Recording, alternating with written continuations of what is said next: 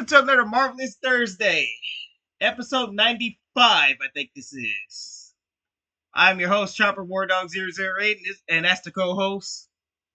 Estonians, and oh boy, we got some bit of a slow news week this week, it seems. Yeah, because, I've been tired lately and stuff, I try to look for what stuff on, during the week and stuff, because I know that, Wednesday, Thursday, and Friday, I've been working a lot and stuff, so I was trying to, I was focusing on that. Then when I get home and stuff, I just go to bed and I'm just out. So, but it seemed like I haven't missed much of stuff because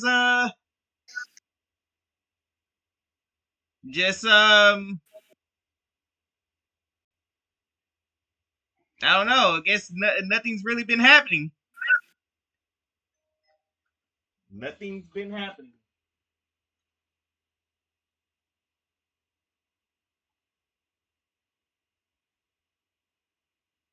So yeah. But I guess we can start with the Dodgers stuff.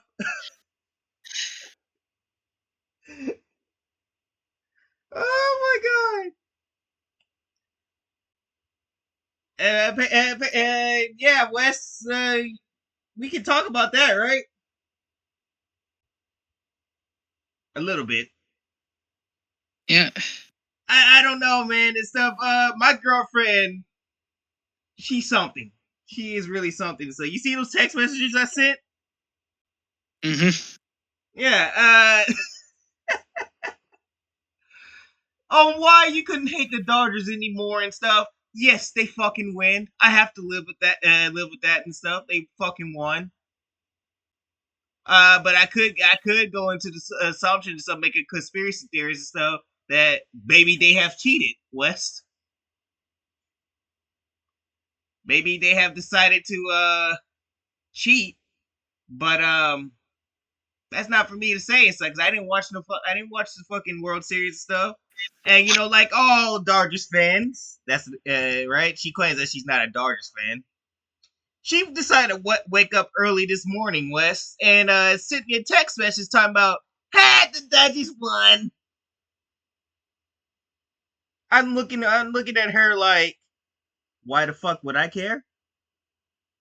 My team's like my team's been eliminated, got eliminated before the playoffs. We were fucking wounded and everything and stuff. So like, I just basically said, okay, yeah, it's over for us. My team's going. 2026 and stuff. And here's the thing: is that now she claims that she's an Astros fan, right? But the thing is, she says she also, likes if she says that if the Astros are not in the World Series or anything, so and the Dodgers make the World Series, she would go support that. And you know that, and then anybody who's a baseball fan would know that the Astros beef with the Dodgers badly and stuff. Like we really hate the Dodgers, and the Dodgers don't respect us and stuff for some reason. As a matter of fact, that's who accused us of the cheating. The whole cheating scandal back in 2017, Wes, was Dodgers fans. So you would think my girlfriend would know about that. No. She was talking about I need to support. I should be supporting the Dodgers and everything. So I said, hell no. So all I fucking did was I just wanted to get. I just been like, I hope I hear. I hope I hear that the Blue Jays beat y'all, so I could just laugh at the Dodgers and say that you got beaten by a Canadian team. How do you feel? And stuff. And it seemed like that somehow, some way, the Dodgers said, "Let's overcome these odds. It's all these odds against us because we made so many enemies." I was like, wow. So now I ain't hearing the end of it and stuff. So you know what I did, West? I went Carl Winslow on their ass. that means I was, you know how like Carl Winslow tells Steve to get out of his house and get off the roof.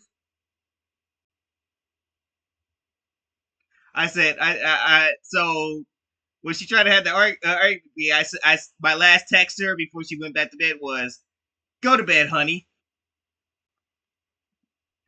and she didn't respond after that.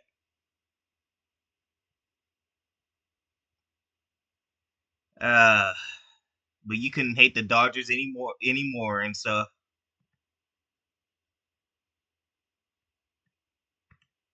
But I just like to know what the real question is. If it was the Astros and the Dodgers, Wes, I wonder if she's really a Astros fan.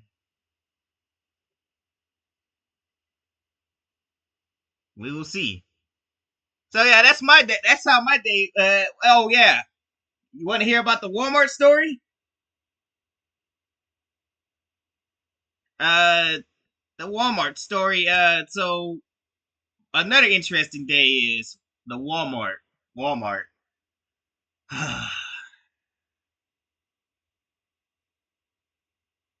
I got written up, Wes,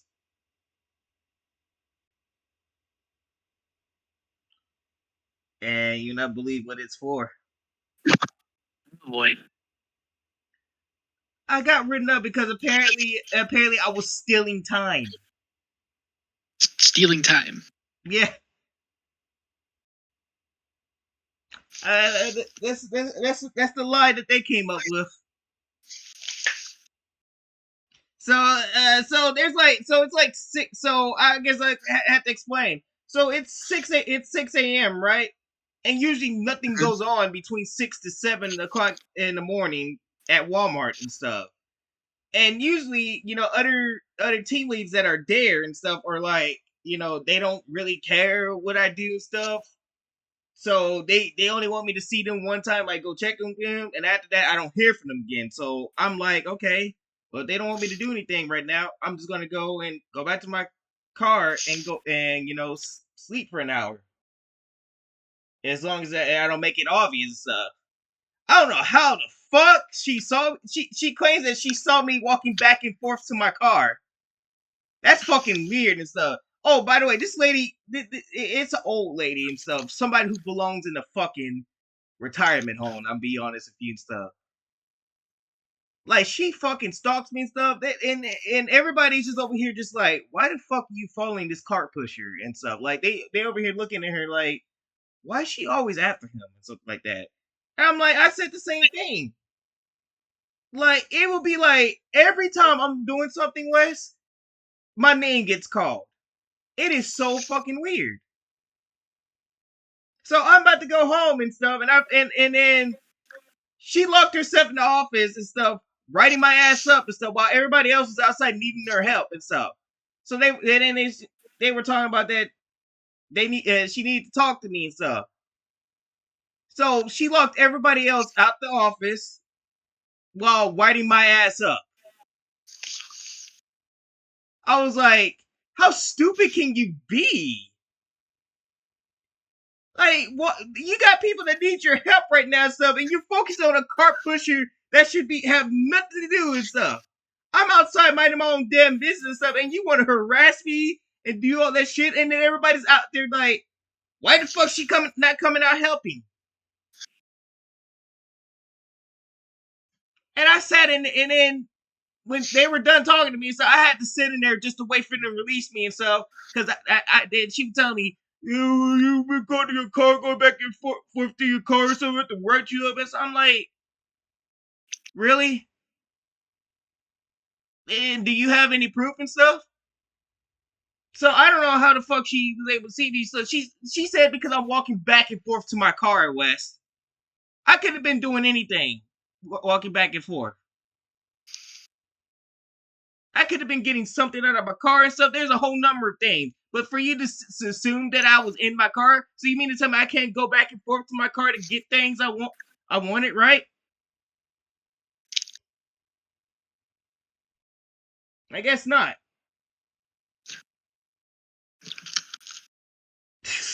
And I'm like, she needs to go to a retirement home because she's just flat out retarded.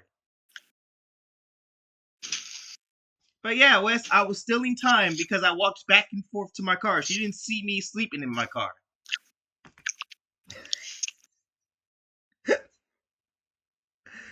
Ah, shit. But anyways, how was your day?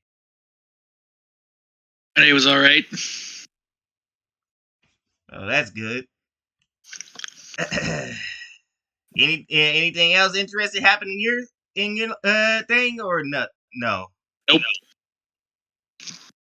All right. So, do we have some catching up to do? Still do, or did we catch up already?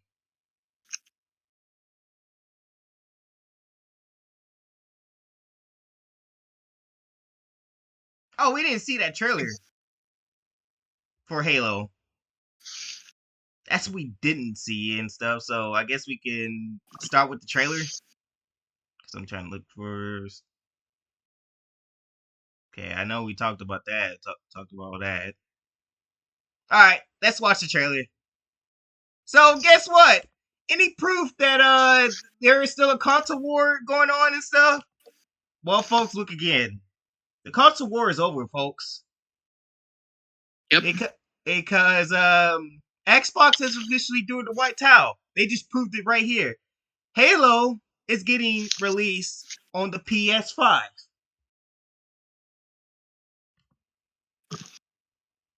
Never thought I've been saying that in the years and stuff, but here we are, folks. Xbox fucked up so hard. Now they had to go to Sony and be like, "Hey, please give our Halo game out."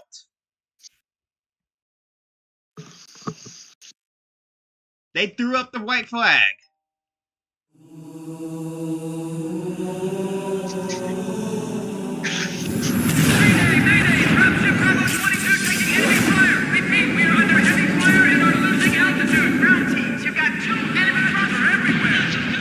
According to the data in their networks, the ring has some kind of deep religious significance. They call it Halo. They believe that Halo is some kind of weapon. What sort of weapon is it? One with unimaginable power.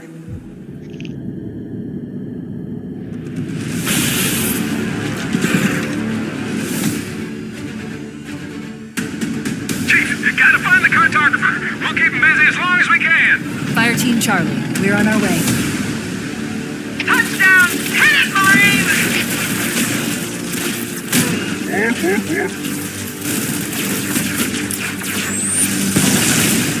Somebody order a warthog.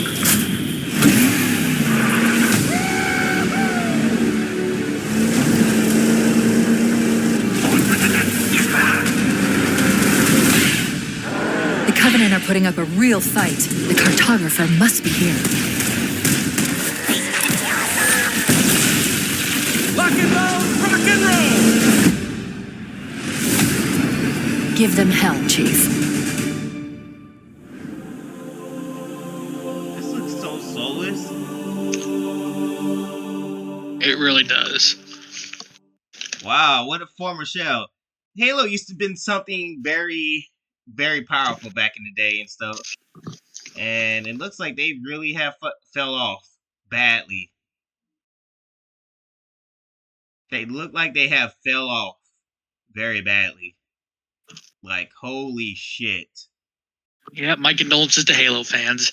Yeah, this is sad. This is sad to see right here and stuff. This Halo wasn't just so pushover and stuff. No, this used to be a very big game back in the day.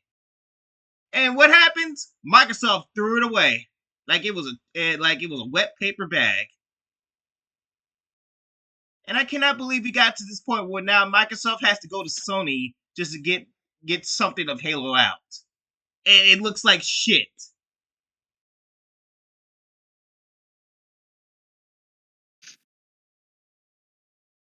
Like, good lord.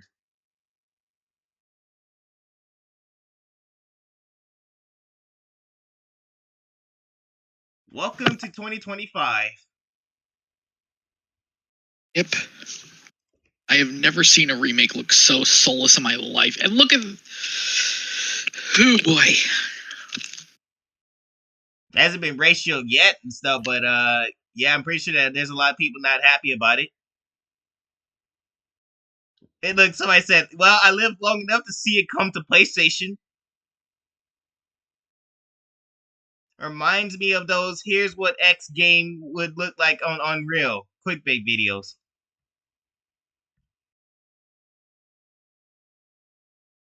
We live in an industry surrounded by the ghost of better men. Literally, everybody that have put their heart and souls into these games, like Call of Duty, Halo, and all that shit, all those big games that were big back in the day that basically have fallen off, they're gone. Everybody's gone.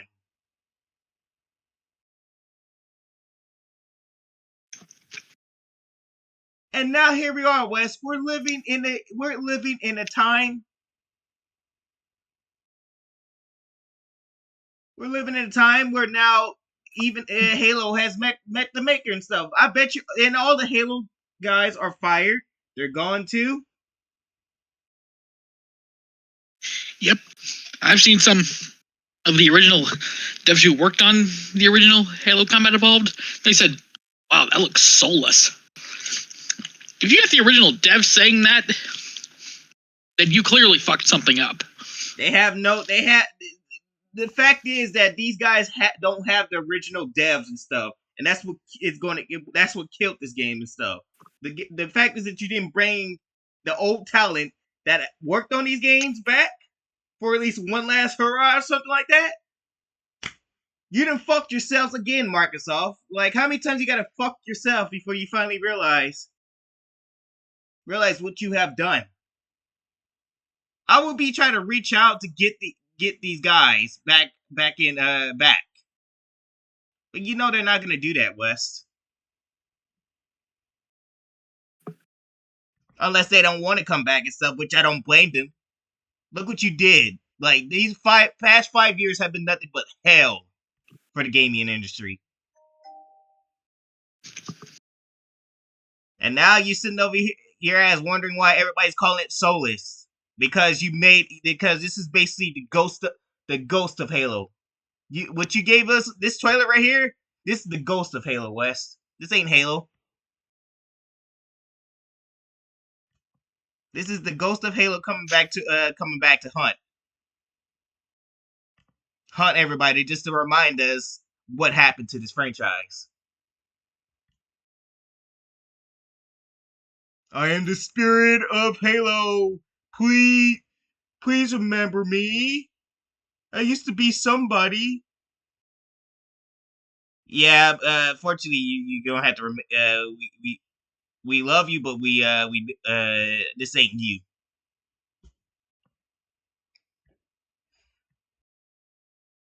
Uh, so yeah, what a start! What a start to that. A soulless remake is up. And speaking, oh, we already talked about this one, didn't we? Yep. Okay, I forgot about that already. So don't need to talk about that. Yeah, we already talked about they full of playing over Disney Studios. That was stupid. Then we talk about their coping mechanism. Oh, we didn't talk about this, Wes. So Hollywood is now trying to save Rachel Zegler's career and stuff.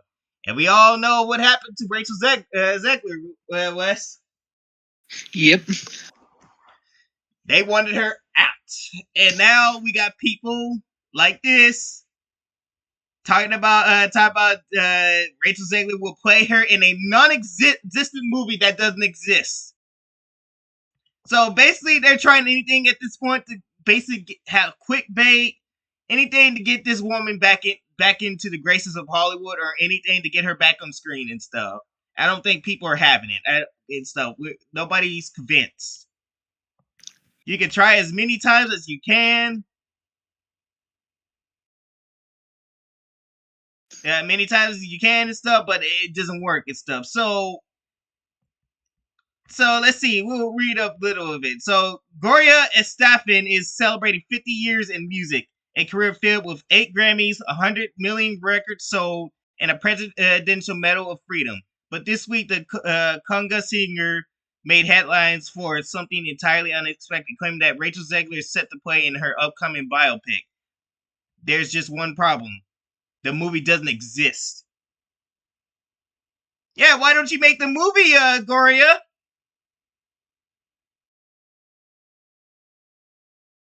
Your movie doesn't exist. Does she realize that that's clickbait? Who the fuck is this woman, anyways? I never even heard of her.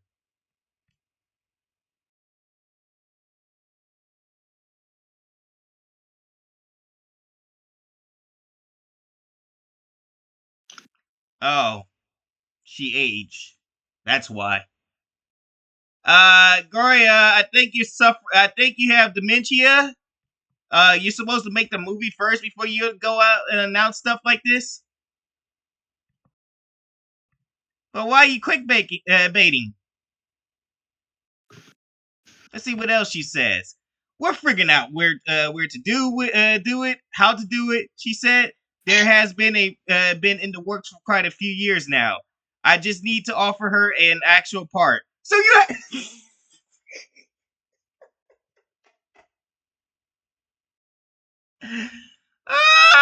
You haven't even contacted her yet. What is she doing? So we need to greenlit completely, and we're almost there and stuff. Why do I feel like if she's quite afraid that if she takes this to a Hollywood studio, so they look at this as like Rachel Zegler. Can you find somebody else that's Mexican to play this? Because she looks like she's Mexican, so yeah, she's from Havana, Cuba, and stuff. So I think she's Hispanic.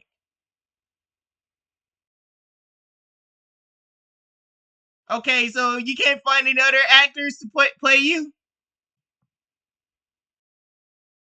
This woman's going to destroy your movie. I wouldn't want that on my legacy. To play somebody insufferable like that to own your movie and stuff.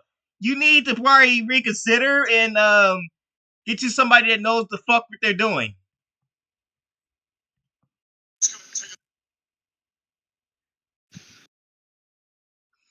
It sounds like an attempt to attach a once bankable name to a film that's still in fantasy land. That's because it probably is. Zegler's career has been in free fall ever since Snow White turned into Disney's most avoidable train wreck of the decade. Staffan's comments might be the first time anyone in Hollywood has pretended to want to work with her since. Ain't understatement. Nobody wants to work with this bitch. I don't know if Goria knows about this woman stuff, but this woman's been causing a lot of trouble for Hollywood.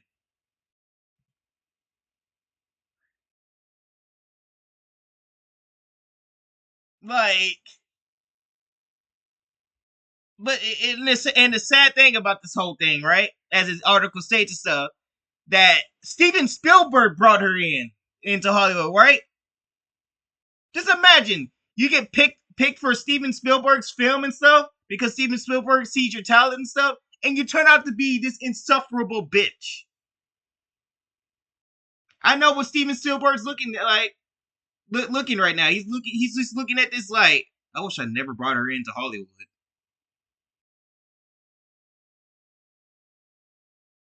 So you have to think about that and stuff. Think about that and stuff. Like, I think maybe Steven Spielberg's even in full regret that he did this. He feels like it almost feels like he thinks it's his fault for bringing her in.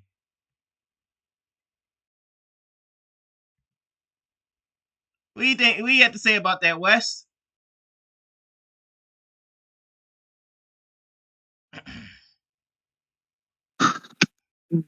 Right. Say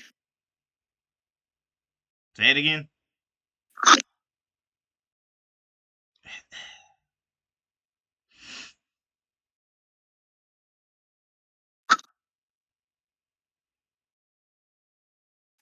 All I want to say is I'm glad this is not going through. I hope it doesn't go through. And so, if Gloria Estefan is smart, uh, you will find another Hispanic actor to play you, because this woman is going to tank your movie so hard. It's like ain't nobody going to come see the picture and stuff. Like you might got fans, you might got the fans. It's like I really don't know who you are. My girlfriend might know who you are, but I never heard of her and stuff. So like you might want people that might go see your biopic. But if you have her in there and stuff, they be looking like Rachel Zegler playing this girl. Fuck that. Sorry, Gloria, we're not interested. So, Gloria, I would say reconsider this before your shit tanks too with her career.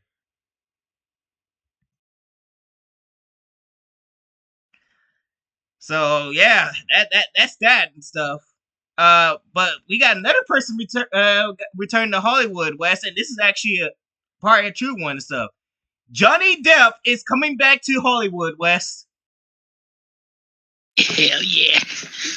Yeah. So after the whole Amber Turd debacle stuff, which almost wrecked his name into oblivion and stuff, like Johnny Depp got Me Too'd hard.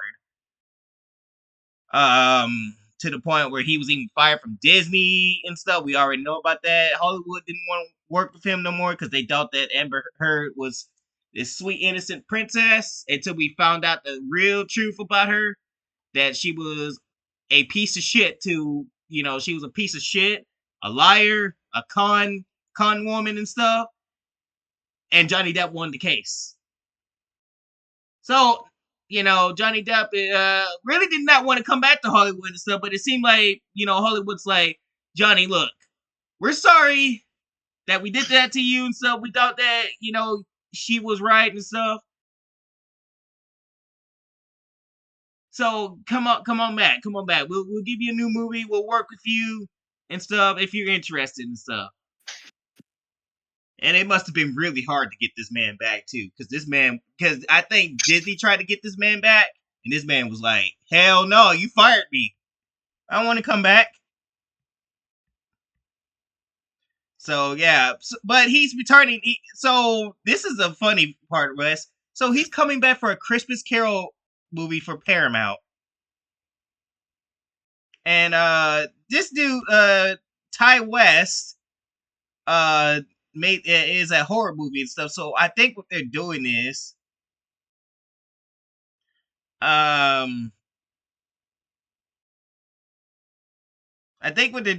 I think this is supposed to be like some type of horror movie for the Christmas Carol stuff. I think it's gonna be called Ebenezer and stuff. So I think it might be a horror movie of some kind and stuff, because I think Ty West. Let me see. I think he did some horror movies and stuff. I'm not too sure.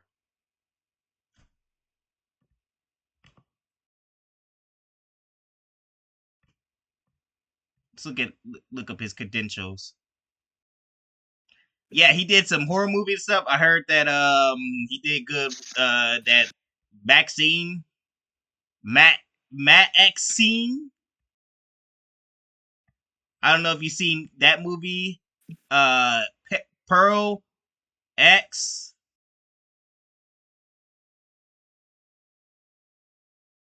And so he's doing some horror movies. So I'm pretty sure what that oh, here it is, right here. This is the thing he's going to be doing.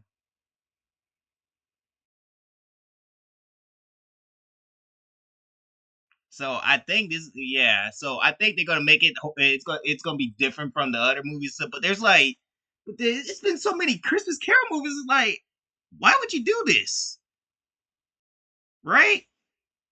Yeah, more importantly, I don't think we need a Christmas Carol to be a horror movie. Stop doing that shit. Stop making horror movies out of things that don't need to be fucking horror movies. That's what I'm saying. I know you're trying to help Johnny Depp out and stuff, but holy shit, make something original.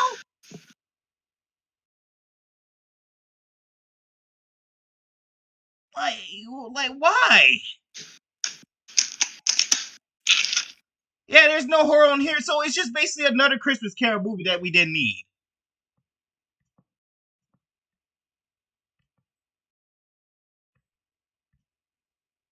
Does he got any? Oh, he's got some other movies come. Okay, so he's got some other movies coming out though.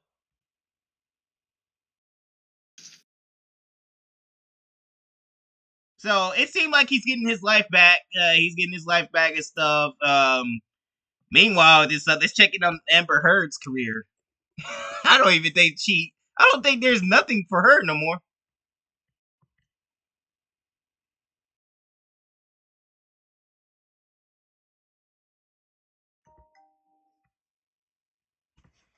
I don't think there's nothing for her no more.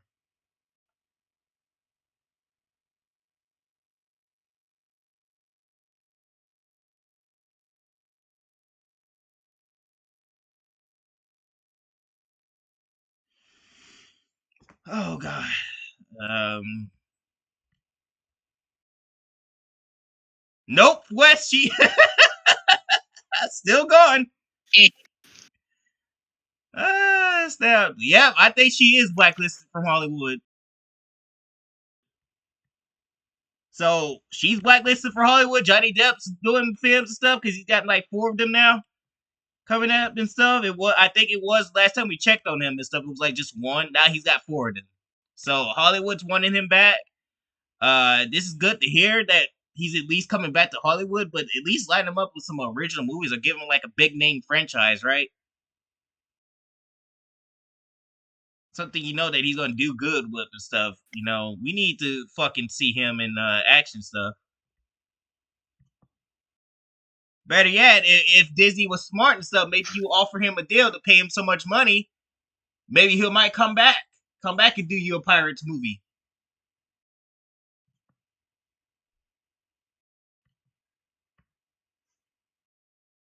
So I'm just at least glad to hear that he's back in Hollywood. So I'm not mad about that. And so yeah. And speaking of Rachel Zegler and stuff, we're gonna be talking about her a lot again, Wes. Look at this, Wes. We got Hollywood writers. This was something that we were supposed to talk about 2 videos ago, but it never happened. But Hollywood writers are desperate to. I did not mean to press that. Hollywood writers are desperate to bring back Rachel Zegler and prove Snow White was not a career-ending stuff. Really? Who said that it was Snow White that ended her career?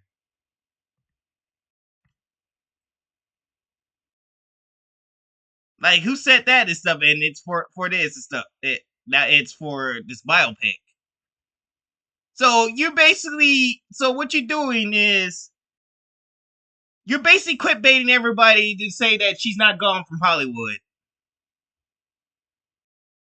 because of Snow White and stuff. No, nobody's saying that Hollywood and stuff. We're saying that she is just done because she just doesn't know when to shut her mouth. Like, she just keeps running her lip, getting herself into more trouble, Wes. And then she wonders why everybody that she's getting the backlash she's getting and stuff. And that pressured Hollywood to get rid of her. Because Hollywood doesn't want that shit. They're trying to turn course, and you got people like that still running their mouth. Speaking of Rachel Zegler, you want to check her credentials too?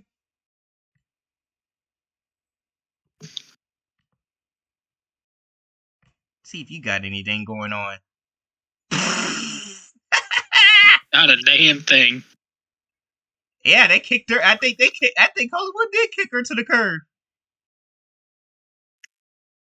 Besides her being in the theater plays, that's probably the best for her. To just stick to theater. Stick to theater, because nobody really goes to see theater plays except for maybe the rich. Who else? People who are interested in plays, I guess. I don't fucking know. But yeah, that's a big wow, with the time span of 4 years, you destroyed your career. What a fall from grace. This is this right here should be in acting class, where how not to destroy your career in 4 years. By the way. Don't go around running your. Just let this be a lesson, folks. Don't go around running your mouth out expecting good things to happen.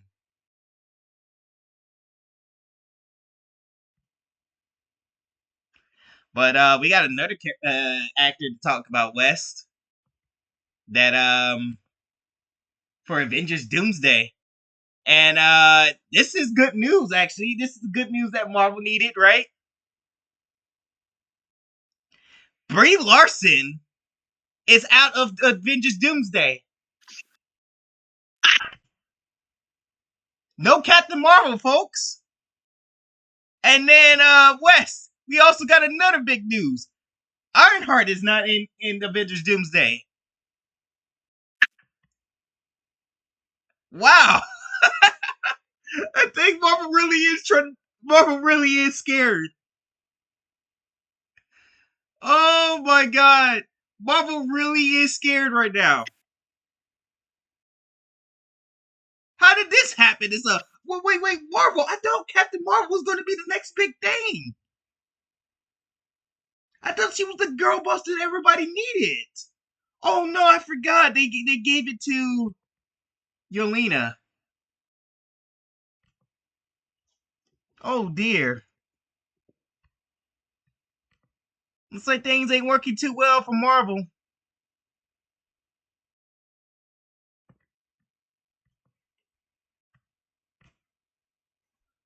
For Marvel nowadays, isn't it? And if you look at her credentials too, West, nothing of the Avengers. I think the Avengers have fired Captain Marvel.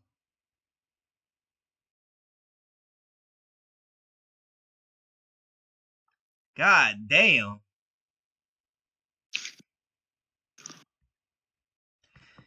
You know, you kind of feel bad for her because she really has not done anything like that will be said anything insufferable in a long time and stuff. Besides she don't need no old man statement that she made I think back in 2019, right? So she kind of been laying on the back burner and stuff. But to see this happen to her and stuff, it's a sad fate, isn't it, Wes? Yep. Such a sad fate.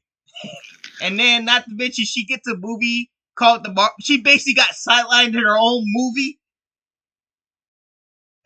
by 200 characters. She got sidelined in her own movie, The Marvels. And we know how much ass that movie sucked. Yeah. That was pure ass and stuff. Wow. And then I think she said, "Fuck it, I'm done." And then Just go live a quiet life somewhere. Huh? She probably was like, "I'm gonna go live a quiet life somewhere. Fuck y'all." I mean, she hasn't been ousted from Hollywood and stuff, but I think her hair looks different now. I think she cut her hair way short now. So like, it's just like the writing's on the wall. She hung up the Captain Marvel thing and just dipped. Wow, Marvel. And no Ironheart. I like where that's going. Okay, now you might got something going here. A potential good movie. They're trying to make Avengers Doomsday good. I really don't think it's still going to be good, despite them doing this, West.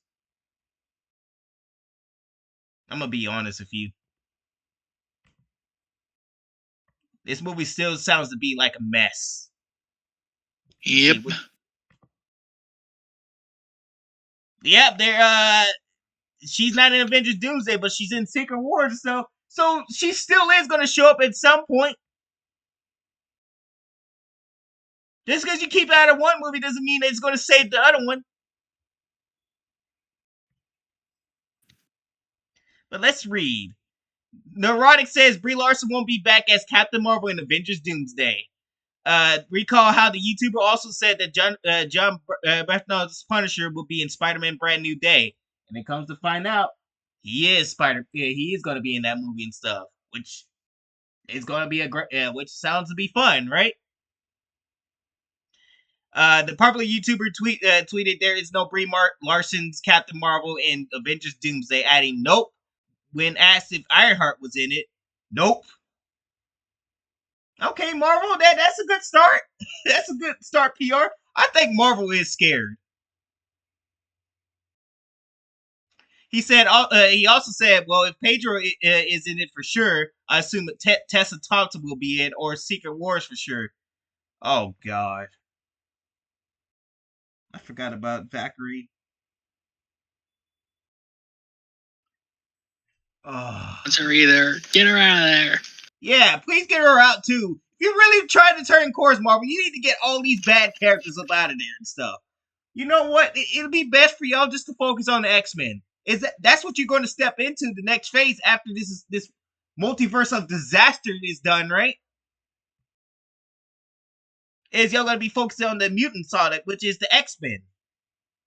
So, but if I was you, I would just make this Avengers Doomsday focus on the X-Men.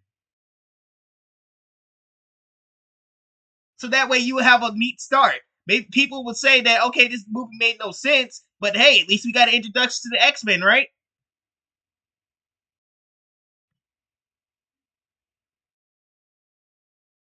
I assume, okay, I regret that. But Pedro and Tessa Thompson, oh my God. So we get more of non-Mr. Fantastic,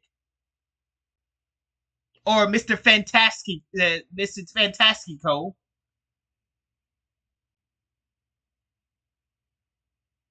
And we get this gay King Valkyrie. Lame. So you still not out of the water yet, Marvel. I hope you know that. The next Avengers movie, Doomsday, arrives December 18, 2026, launching the final phase before Secret Wars. Marvel has officially confirmed 27 cast members along with 33 rumored to appear, including Brie Larson. However, according to Neurotic, Captain Marvel will be a part of the film. There's significant change for the studio that once positioned Larson as the face of its future after Endgame. Ha! I wonder what happened to that, Wes. Yeah.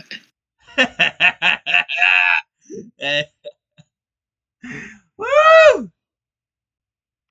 The fact is that they thought that Captain Marvel was going to be the face, and people was like, fuck no.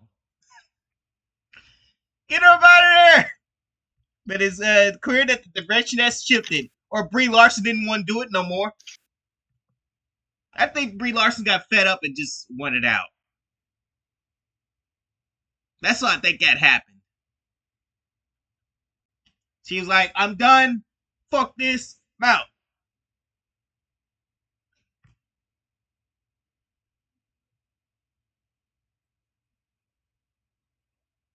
Fans have noticed Brie Larson's new short blonde hairstyle that looks a lot like her Avengers Endgame haircut. The actress showed off the look on social media after shaving her head earlier this year for a play. Fuel speculations she could be returning as Captain Marvel in one of the upcoming Avengers films. However, it suggests otherwise if true that it will mean Larson's Captain Marvel is being sidelined entirely after years of inconsistent appearances across the franchise.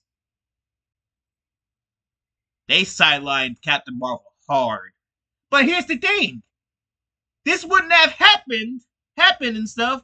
I mean, she didn't help her case, right? By saying that dumb shit that she said about white men in 2019, right? Yep. That didn't help her case and stuff. Like, I'm definitely not going to totally defend her on this one and stuff. But it's not her fault. The reason why she was dealt a bad character, though. It was the writers that wrote Captain Marvel and stuff. It was Marvel who thought that Captain Marvel was the way to go. Would have been a better solution for her would have been that if they left Carol Danvers as Miss Marvel, because you forget that there was once upon a time where Carol Danvers was actually a really likable character. That was back during the animated universe times and stuff, where she was Miss Marvel, and everybody liked Carol Danvers on screen. Because I think Miss Marvel, Carol Danvers, was doing things for the X-Men and stuff. I think she was even fighting Rogue and stuff, and then that's where she ended up in the coma, right? And so it like that character, like they really should just kept her.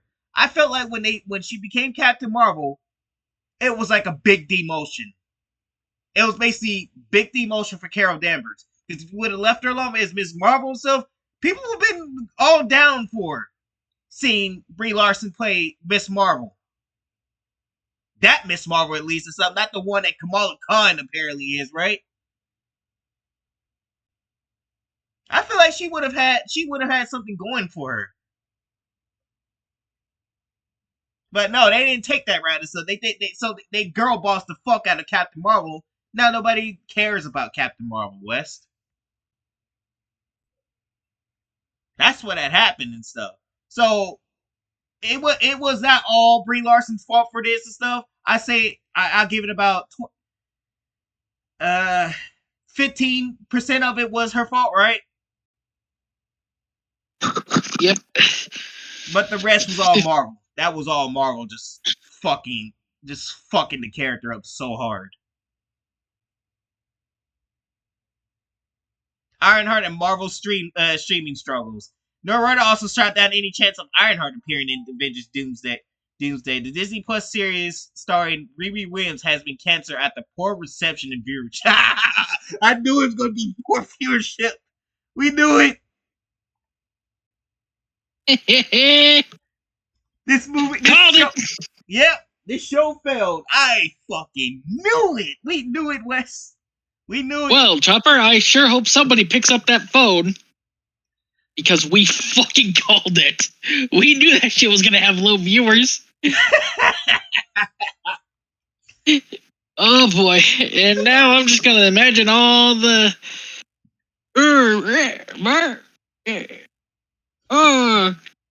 Ironheart failed because of the racist white people not watching it. Oh no, you're a sexist because you don't want to see a powerful black woman naked.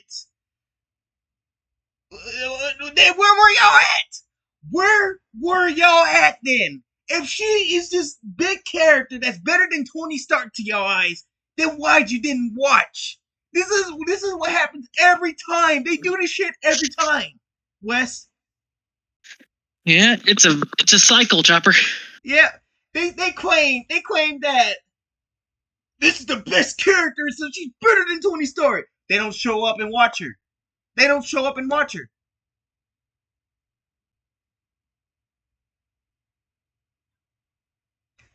Y'all don't show up and stuff, so don't give me that shit again and stuff. This show would have done well if y'all went and watched it, but y'all didn't. Because y'all probably don't have Disney Plus. Y'all just spewing bullshit on Twitter, thinking that we're supposed to listen to y'all and stuff and support the game that way. And the game failed. Not the game. The TV show failed. Now I'm gonna say this, Wes. Was anybody saying this shit when Jessica Jones? You remember that Netflix TV show? Yeah. Was anybody saying that about Jessica Jones? I don't recall. Last time I checked, Jessica Jones was that's a show that I actually want to get back into watch. I started watching and never finished it stuff. But Jessica Jones is a woman. Is a woman and stuff. And last time I checked, people were fine with somebody like that.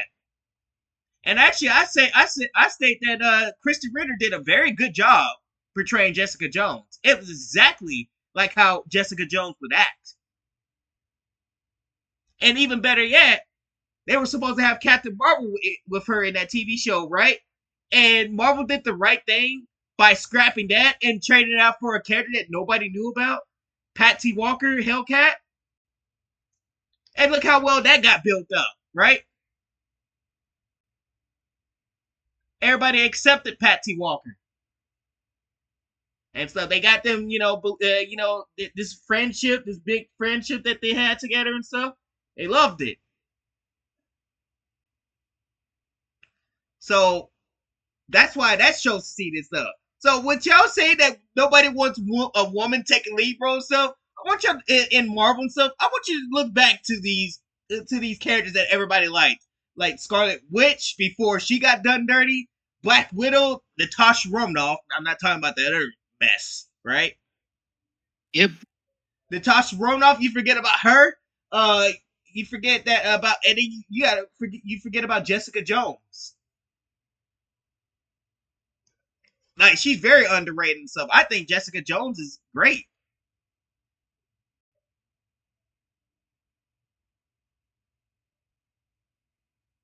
Oh, and by the way, before y'all say, before y'all say something else, that also has some gay shit in Jessica Jones and stuff, but they didn't focus on that. They didn't focus on that, Wes. Don't tell me I have to go move my car. Oh my god. Give me a second.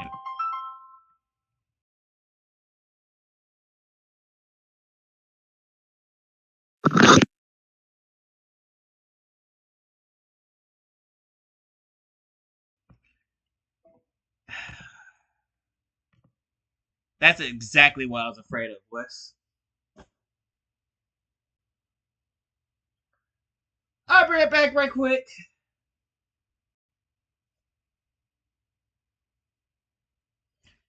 Take a quick break and stuff, then we'll get back into it. That's exactly what I was afraid of.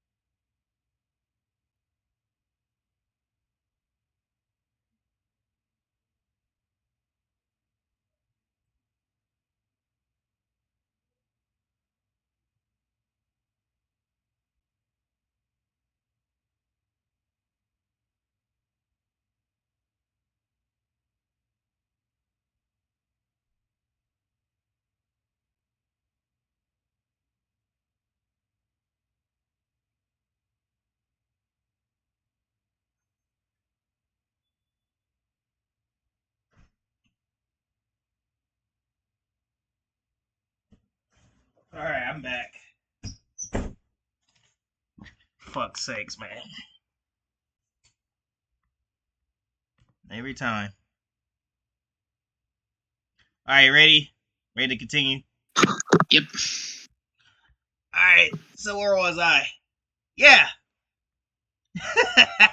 Like, oh man! They always do this to themselves every time, Wes.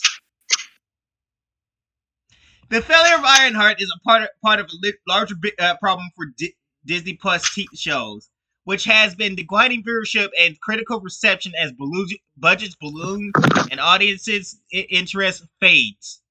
Disney has now switched gears and is going with less content and cheaper budgets, as evident by Daredevil Born Again. And even that didn't really do too well either. Yes, there's the Punisher showed up. Yes, there's Fisk and all that shit. But really, nothing really happened in season 1, right? Not really. So we all had to just be like, is something going to happen?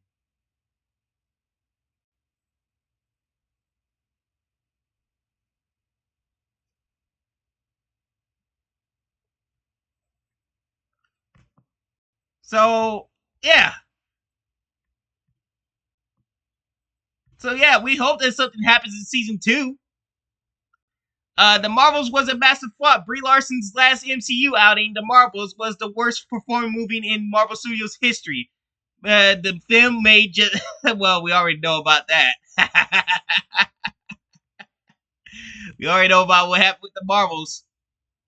Yep. And then Disney recently acknowledged that the Marvel and Star Wars has generated male viewers. Internal reports show that the company is now trying to win them back after years of audiences decline across those brands. The mission explains a lot about creative shifts and cast changes.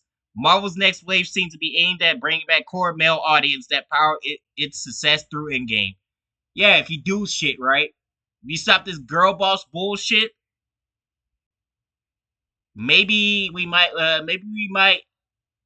be gladly to bring you back. Go back to watching your shit and stuff, but that's probably not going to be the case, right? Because we know it's Disney. Disney's full of shit. So Marvel appears to be pressing the reset button. It's no secret that the MCU struggled to recapture the excitement of its earlier phases, and with Avengers, Doomsday, and Secret Wars on the horizon, the studio could be reshaping its roster around fan favorite characters and actors who can reignite the franchise's appeal. If that even works, West. They're trying to write on nostalgia. How long can you do nostalgia before it doesn't work no more? We'll find out in Avengers, Secret Wars, and Doomsday, wouldn't we? Yep.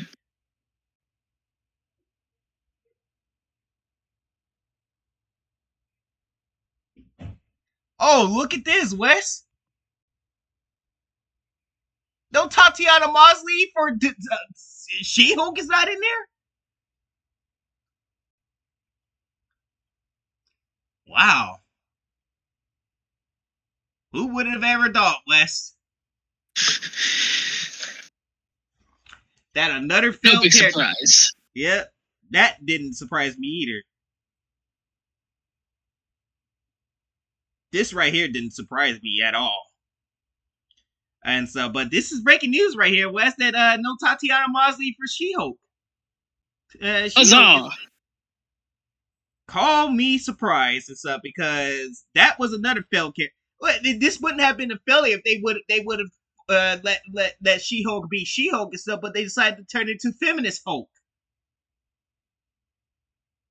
And then if you remember that interview that the showrunner did, right? They're talking about how she wanted to get back at the fans and stuff. Oh, yeah, ladies and gentlemen, congratulations, you have killed She-Hulk. Because She-Hulk used to be this funny character. There's nothing wrong with you making She-Hulk funny and shit, right? Yeah. Because that's actually what she was supposed to be. But you made her funny in the most unfunny ways with your feminist garbage, and nobody now doesn't want to fool She-Hulk no more.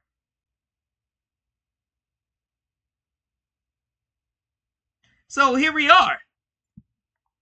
Now it's stating that she's been axed from Avengers Doomsday because nobody wants her no more. Marvel Studios has ruined She-Hulk. You might not believe me in West and stuff, but there was once upon a time where She-Hulk was well loved. Believe it. Yep. She was well loved. because she was actually legitly funny and stuff, and she was badass. But Marvel Studios decided that let's make some propaganda for She-Hulk and stuff, right? Let's downgrade them, degrade them toxic male fans. And look what happened. Now we don't want to see She-Hulk in there no more. It would have been nice to see her do her little comedy act while kicking bad guys' ass and stuff, but that's unfortunate. Tatiana Maslany's She-Hulk won't be showing. Oh, and by the way, remember that protest she did for Jimmy Kimmel? Yeah. Yeah. I don't think Disney wants to hire her back. I'd be very shocked if they do. But after that incident, I think there is no She-Hulk no more. So yeah, you can. So Marvel, while you at it, you can thank Jimmy Kimmel for that.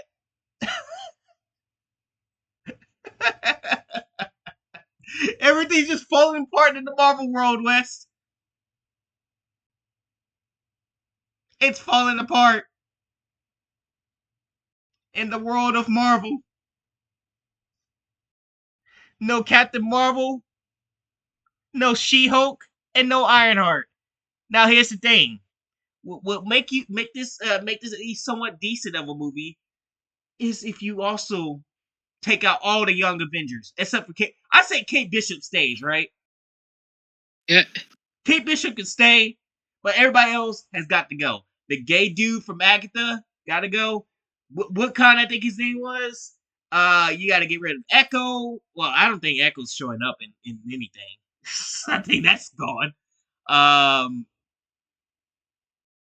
America Chavez, nobody wants to see that. So get her out of here. And Kamala Khan, get her out of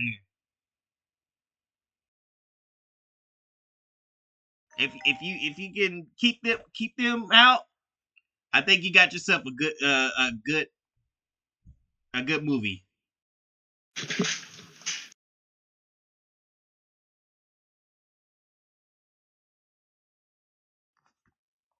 That's why I say what you do from here, Marvel and stuff, because I don't know. I don't know what you do from here, Marvel. You fucked yourself so hard that now characters that you used to have ain't even here.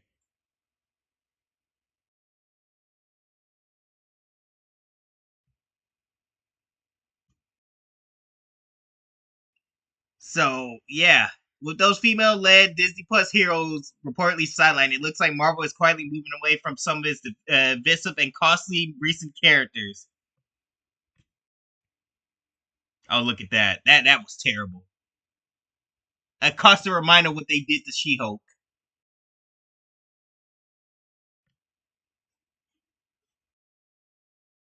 So we don't need no introduction of what they did and stuff. We already explained it and stuff. But there you go, West. No more She-Hulk.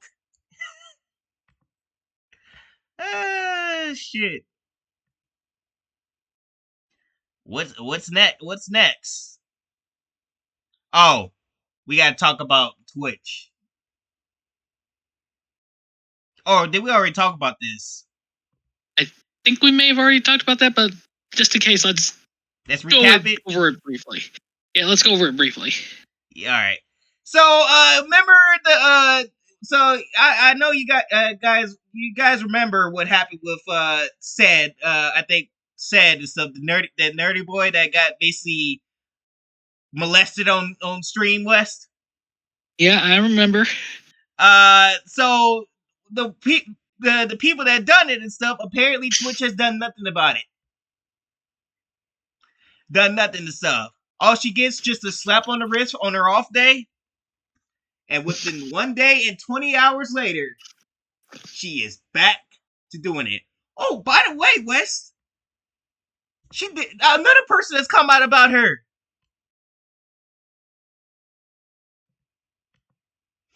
And stated that they got molested by her, Wes. Hold on, let's see if I can pull that up right quick on her second victim.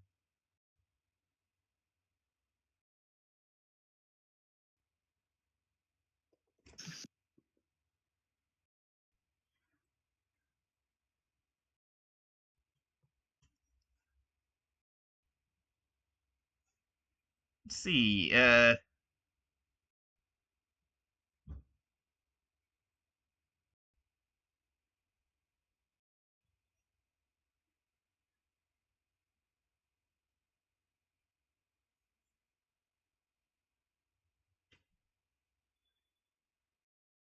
Oh, look at this. Okay, look at this.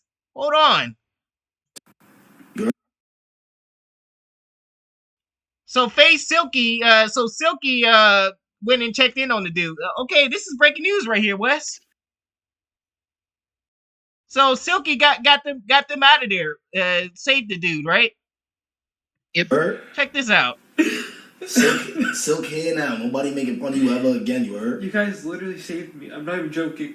Because I was at the lowest point of my life. And I'd do it again and again and again if I had to, bro.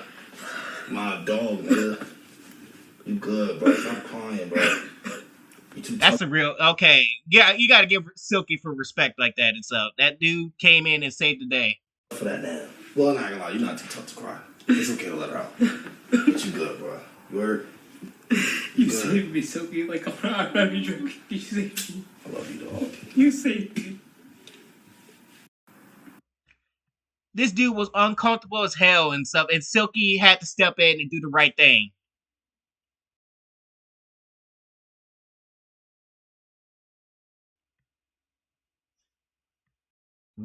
This girl should be fucking locked up. Look what you did, Nina. Good job, Nina. This dude will never be the same because of you.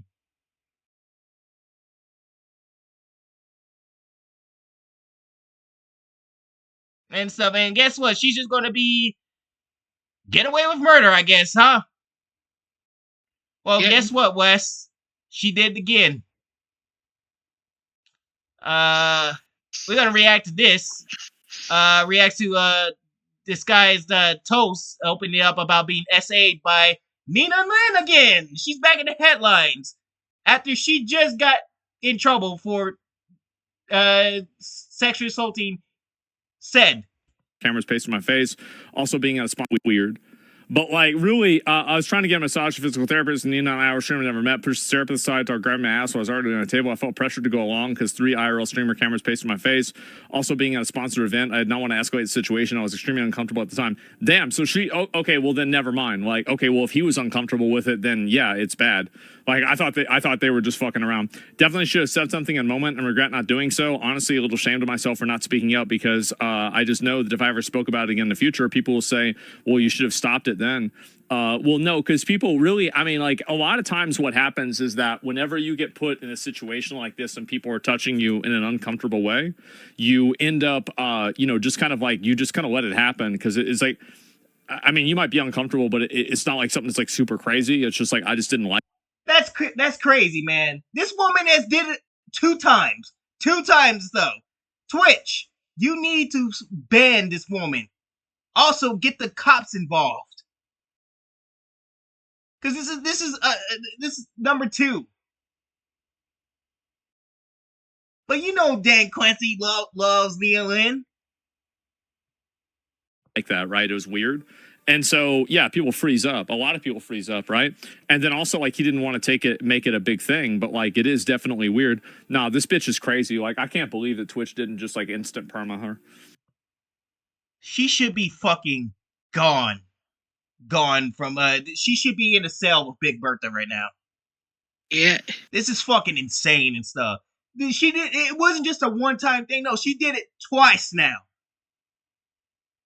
And she's still running free out there because Twitch just decided, hey, that's not our problem and stuff. Yeah, it's gonna be your problem and stuff if somebody take your. I think you already getting taken to court about Imru. Because remember, Imru said that she is filing charges against this man. So what does that mean? Twitch now has to get involved in that. So congratulations, Twitch. You got more problems to worry about than you even think. Now you're allowing girls to SA people on stream. And you're fine with that. You're fine with that and stuff. It's only a matter of time, Wes, before Dan Clancy gets Me Too. Yeah. It's only a matter of time. It's coming, and it's gonna be well deserved and stuff because this man didn't do anything about Nia Lin and stuff. Nia Lin should be arrested right now and stuff, and she's not because Twitch is trying to protect her ass. So, honestly, please, Me Too the fuck out of Dan Clancy. It will be good for everybody. Really, it really would, because that means that means the courts will be able to open up a can of whoop ass on Twitch and stuff. They will be able to investigate this from the inside out to see what the fuck really is going on in Twitch, right? Yeah. That's why I hope he gets Me Too. So so the courts could dive deep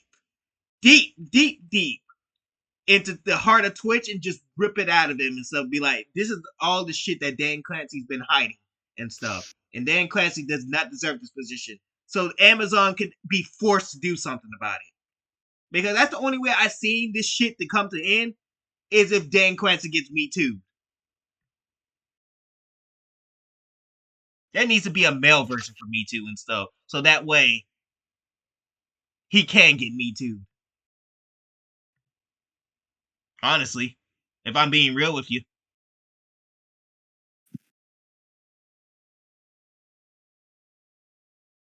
It's just fucking a shame, Wes, that Twitch just allows sexual assaulting to be a thing on their platform. Yeah, it is. Twitch is gonna die within the next few years. Like it's pretty much what's gonna happen. It's evident at this point. Hey, there might be some saving hope for it, but I doubt it. Twitch is gonna die unless somebody Me Too's the fuck out of Dan Clancy. Like, that's the only way I see something ever being done is if he gets Me Too. Because he's allowing this shit to happen means that he got something to hide. You just need that one brave soul to just come out and just Me Too him. No, actually, it won't just take one guy. So it's gonna take it won't just take one person. So it's gonna need to take like multiple people. You know?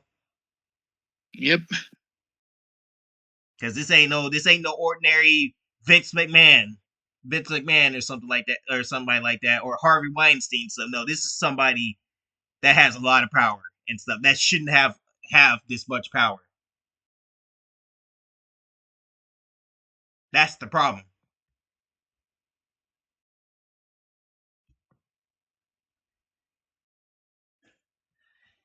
Anyways, we get to talk about Avengers, Wes, Marvel again. Yay! So remember that we were supposed to have the big bad Kane that got turned into We Was Kane. Yeah. Well, as we now know, that's not happening no more. Because guess what? Kane failed as a brand. They fucked him over in the Ant-Man Quantumania, right? Yeah, and of course there was that stuff with Jonathan Majors. Yep. Well, I don't think that had anything. I honestly don't think that had anything to do with it and stuff. So here's what I look at it like and stuff. They probably would have recasted Kane. I'll be honest with you, if it would have worked. But since since Kane was a failed thing from the get go and stuff, they were already going to scrap it and stuff. So either way, Jonathan Majors was going to lose that role if he did or didn't hit the woman, right? So this was already a done deal before that happened and stuff. So Marvel was already fucked before then. But you want to know what the battle was going to be about for Avengers Kang Dynasty?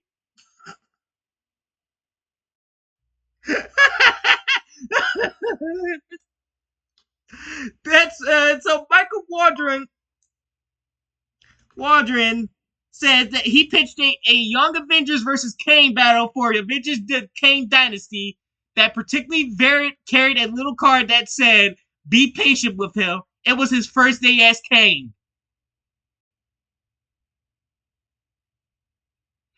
Really? This was supposed to be your big bad? I'm speechless right now. This was Yeah, I just don't know how to respond. I don't know how to respond.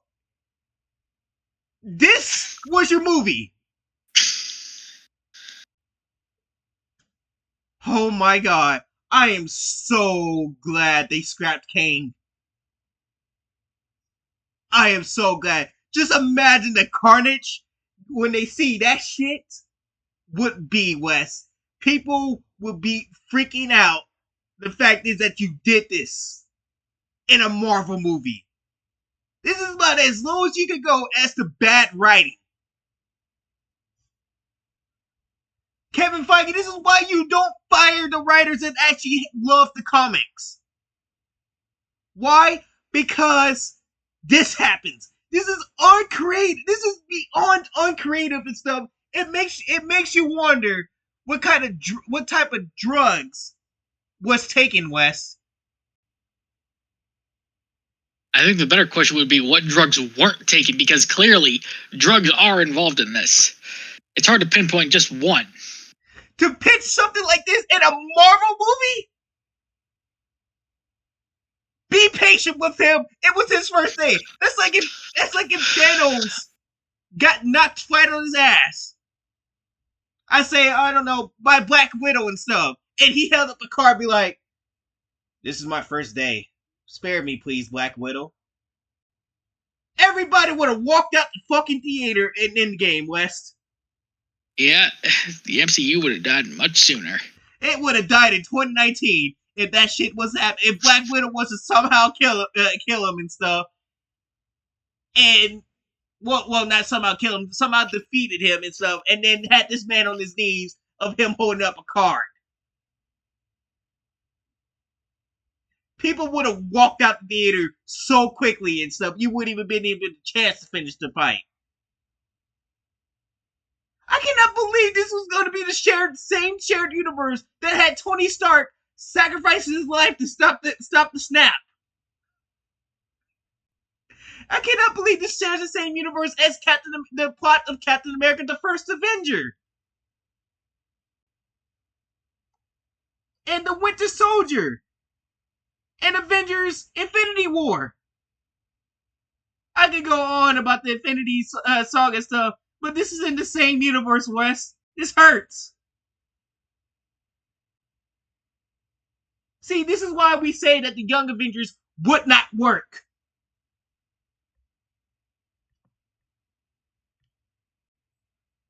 Good lord, man.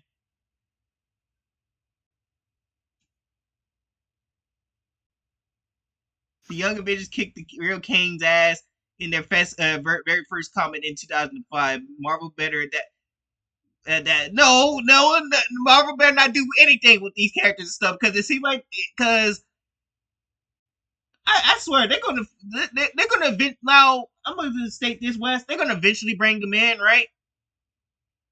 And it's gonna fail so hard, huh? It's inevitable. Yeah, it's inevitable. They've been it's basically a threat at us. Basically, it's like, yeah, you're gonna eventually get it. You're gonna get it. You're gonna get it. Just wait. Just you wait. Just you wait. All right, Marvel, go ahead. Release the Young Avengers. I really want to see how bad this shit can get.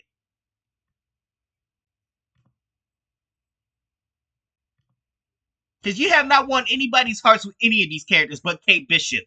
The only person who had respect for Hawkeye. Who know how to respect her elders. Yeah. Not only that, she respected him so much, she trained under him. She basically acts. She went, and then here's the thing. It was a shame too and stuff, because I would have actually went and watched Hawkeye and stuff if the show was what that show suffered from was bad writing, very bad writing. So it was bad.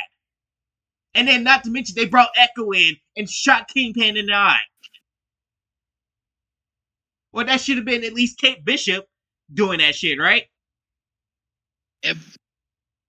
Brought Echo in and so like we're supposed to care about this deaf character. And so where it should have been Kate Bishop or Hawkeye himself doing it. Because nobody would have had a problem with Kate Bishop putting down the Kingpin. She respected Hawkeye, so she would have probably asked me like, "Hey, quit. Trust me on this. I got this. You know, right? I proved to you that I can fight this guy. You know." And then we'll probably have let's have a nice little fight between Kingpin and then Kate Bishop. And then Hawkeye just looks on me like, "You made me proud." I would have loved to see that shit. But it was the bad writing that killed it and stuff. But nobody doesn't mind and stuff. Like I said, you put Kate Bishop in the Avengers and stuff, just her, she'll be fine. Because everybody likes like I said, everybody likes Haley Steinfeld. No, I haven't heard nobody say anything negative about Haley Steinfeld, right? She just recently had a movie that really did well in the theaters. Sinners, right? Yeah. People love the fuck out of that movie and stuff, and I love the way that they had her character come in. I love that line she said, "Boy, if you don't get the fuck out of my face," I was like, "God damn, where'd that southern accent come from?"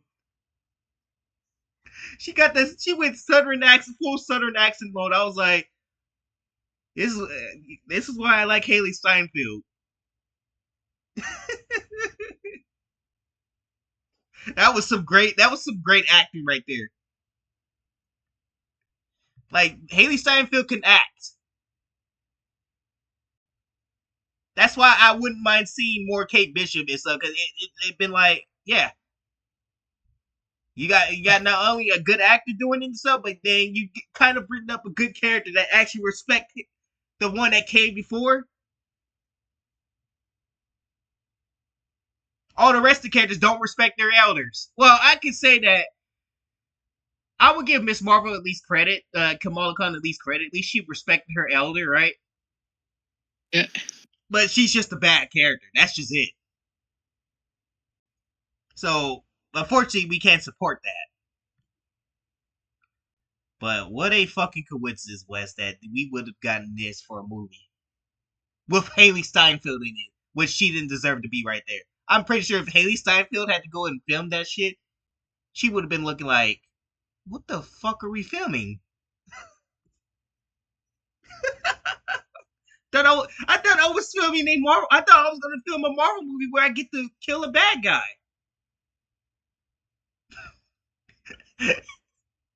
I could just see her face. And then she just be like, "I don't care anymore. I'm just here for the money. Let's just get this shit over with."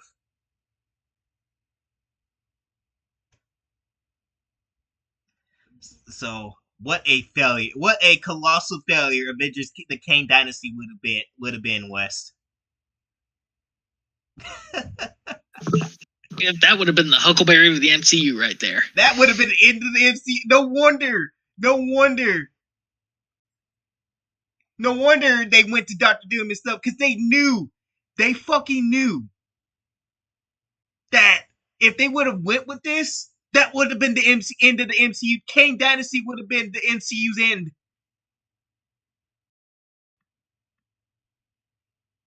They knew it. They said, "Okay, we gotta change course right now."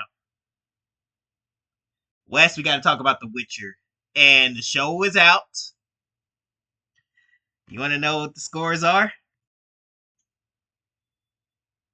Oh, yes.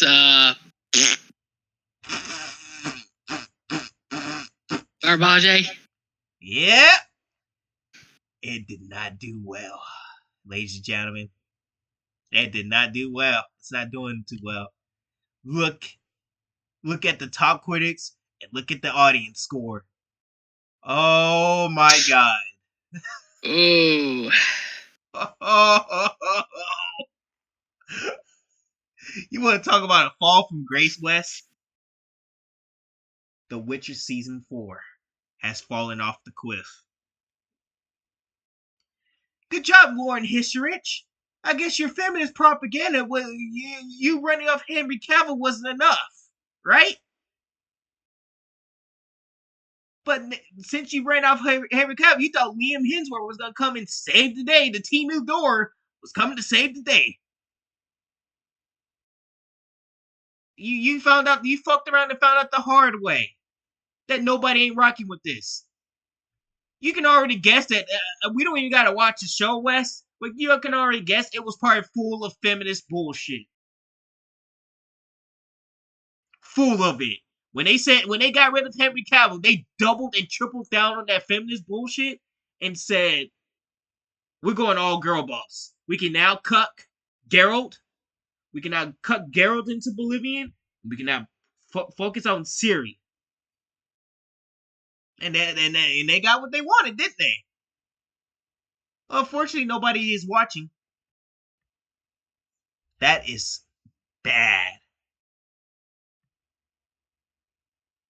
So give yourself a round of applause, Lauren History. You have embarrassed yourself once again.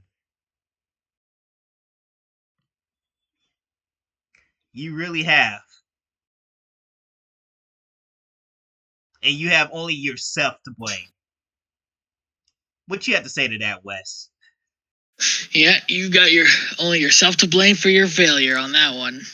You should never fired. You should never. You should never end Harry Cavill off right that and stuff. Somebody who actually cared about the series. You should have gave him co-creative. You should have let him give his thoughts and opinions on what y'all should do. What's wrong with asking somebody who's actually a fan of The Witcher and stuff on what to do? He wasn't trying to run the company. All he just wanted just for you to just follow the source material and stuff, so they would give something people watch. He's somebody that cares about the fans. He was just offering suggestions. That's it. And they made him out to be this boogeyman, West. Yep. Damn shame. That is a shame. All he wanted to do was just to help out a little bit. Be like, hey, look, I don't like how this is going, so how about we, follow the books a little bit? Books and games and stuff. And Lauren History just fucking gave him the middle finger salute. Yeah, Lauren History, I think the gamers and the book nerds gave you the middle finger salute. Cause ain't nobody coming to watching this shit, Wes.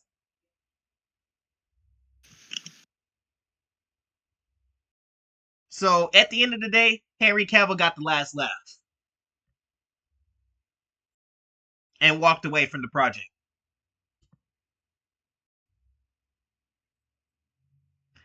We gotta talk about the Call of Duty movie, Wes. Oh boy. Last time we talked about the Call of Duty movie, so we found that Activision was scared shitless by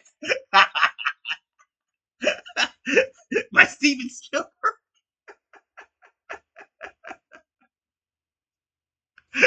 Steven Spielberg's talent was so unreal, he couldn't take it, Wes. They couldn't take it. Because you know what Steven Spielberg would have gave us? He would have gave us a Saving Private Ryan similar scenes in a Call of Duty. But I mean, this guy is not a bad idea either and stuff.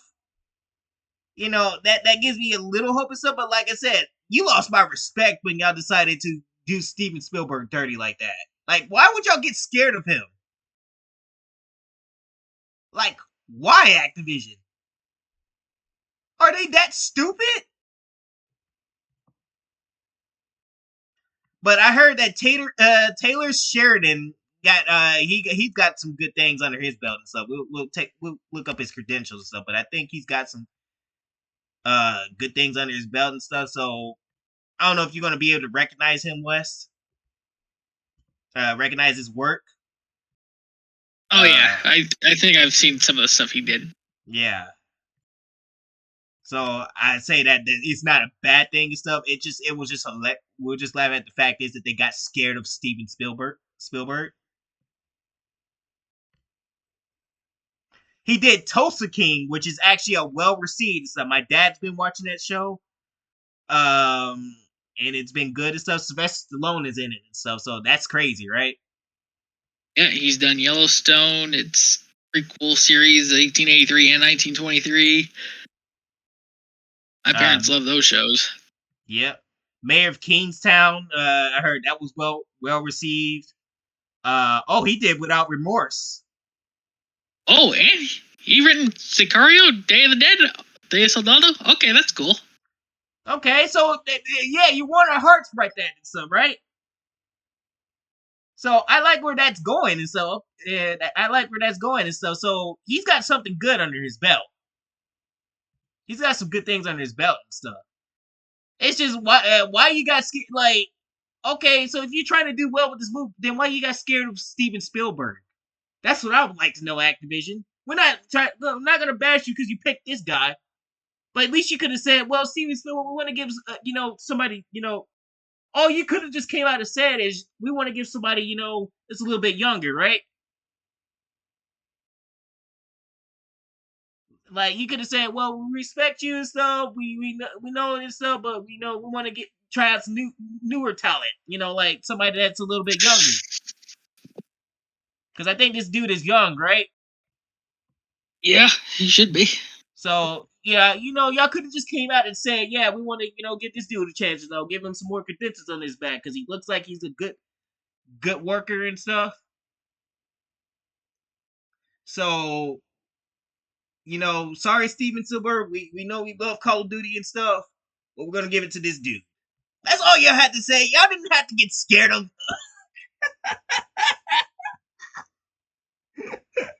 Oh my god, that shit was funny, Wes. I'm sorry. They got spooked on Steven Spielberg. Spooked by Spielberg.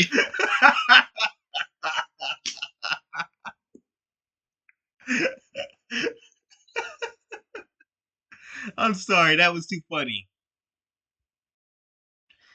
So I mean, I'm not mad about this one and stuff. He's got if he's getting well received, then that gives me hopes for the Call of Duty movie. It probably will be better than the games we've been getting lately. If I'm being real with you. Yeah. I don't know about Black Ops 7. I hope they really Black Ops 7. If you want to go into that, their best bet is to just make it Black Ops 2 nostalgia.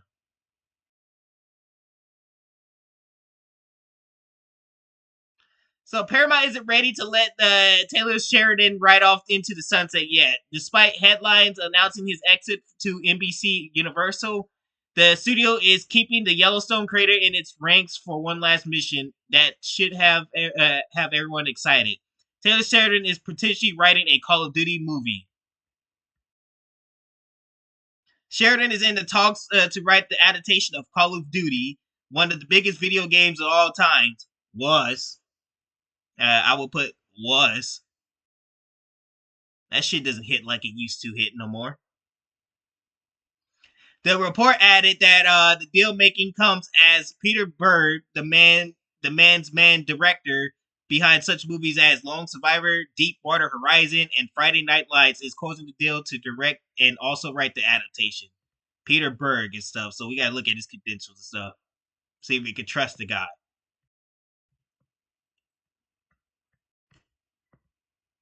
See what you did.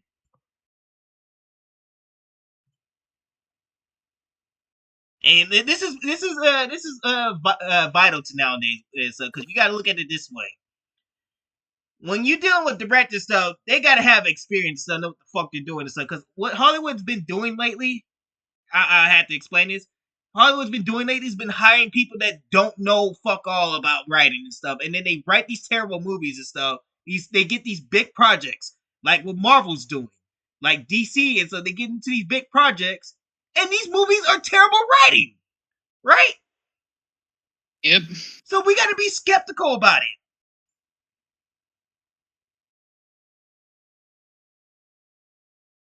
We have to be hard about this stuff because they get these writers and stuff and then they just ruin it for everybody. Okay, so he's done stuff like American Pre. I don't know anything that's in here.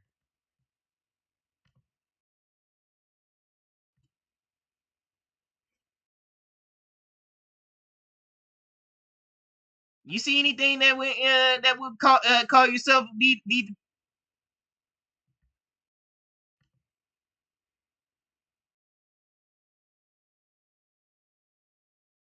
documentary? Okay, what it looks like he's doing just documentaries and shit of tennis players.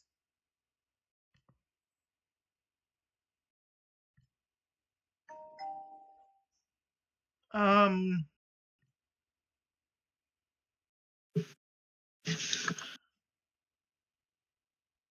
y'all picked this guy to do directing for y'all Call of Duty, really? Okay, that now we got some red flags to raise right here, Wes.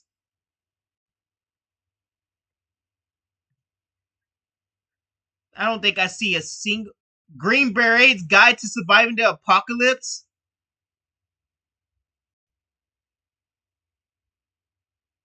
I don't know, man. That's gonna be a little bit skeptical right there.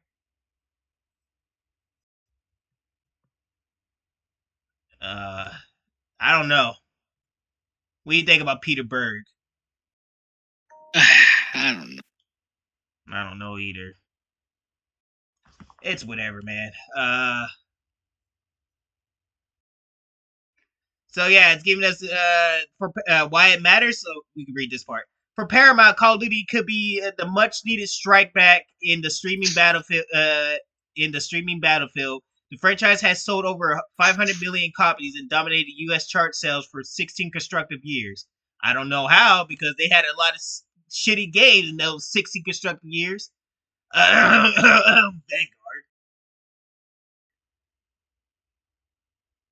Vanguard, Modern Warfare 3,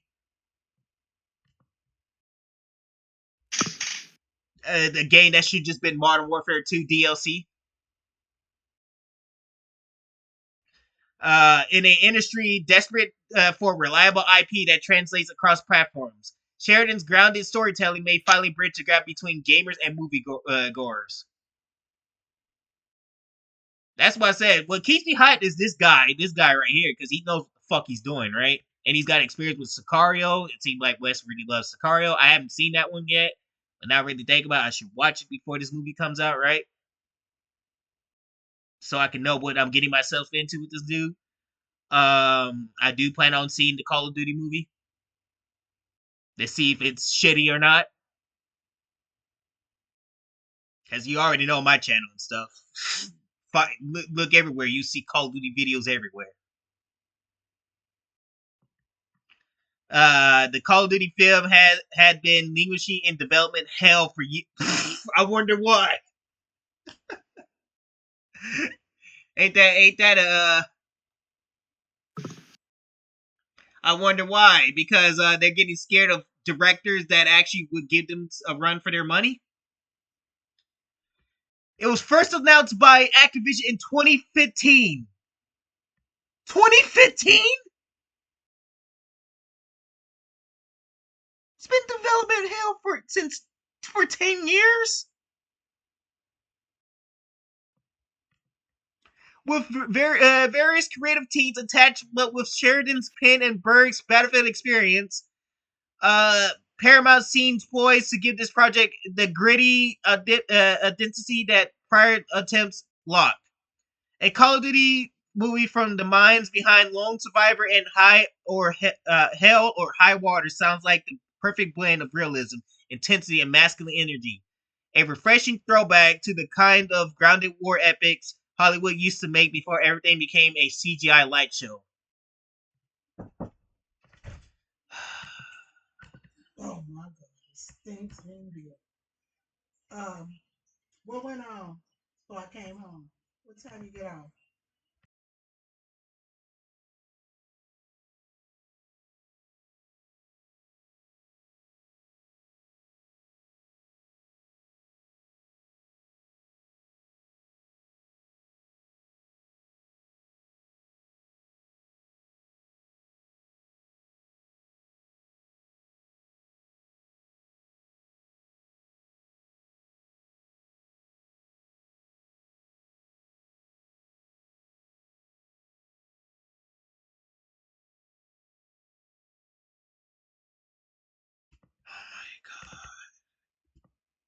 I need to seriously move out of this fucking house.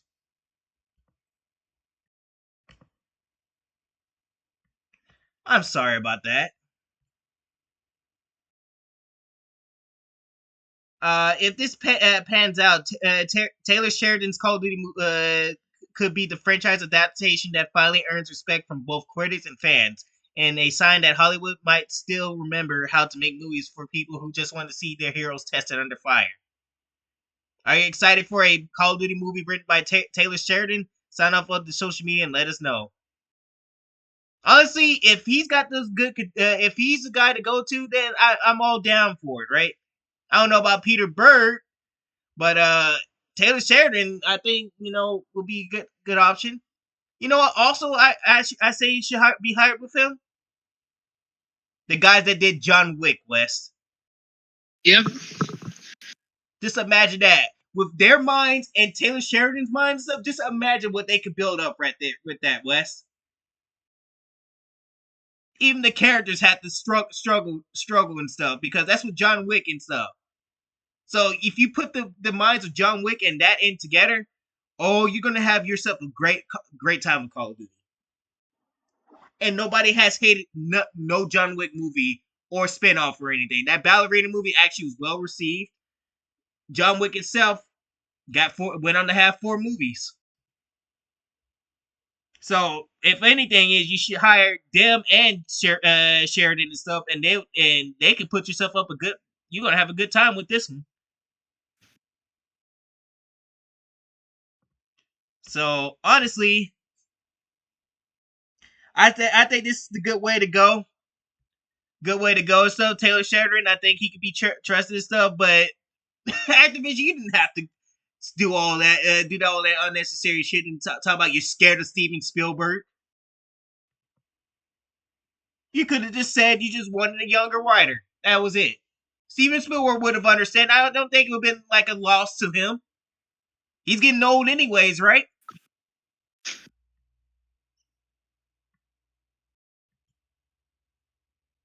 Like, that was unnecessary for that and stuff. So at least you were smart to buy yourself a director that knows what he's doing. Unlike Marvel. That'd be funny if a Marvel movie came out the same year this movie came out and stuff, and then Marvel failed and then this movie succeeds. That would be peak irony. That would be. Marvel makes an excuse. Well, nobody's just not interested in seeing heroes and stuff. Call of Duty. You want to bet?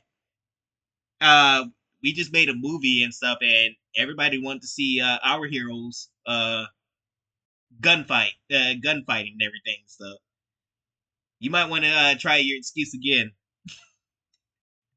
I just want, please release the movie when a Marvel movie comes out, and when that Marvel movie fails and stuff, so we can get it back on here and say Call of Duty fucking just kicked Marvel's ass. And it will kick Marvel's ass. I hate to say it, but it will. West, tell me why. Some reason somebody decided that somebody in the back of the classroom thought that this woman right here, Rachel Zegler, is Woman of the Year. I got no goddamn clue. Yes, you heard me right. Glamour names Rachel Zegler a Woman of the Year.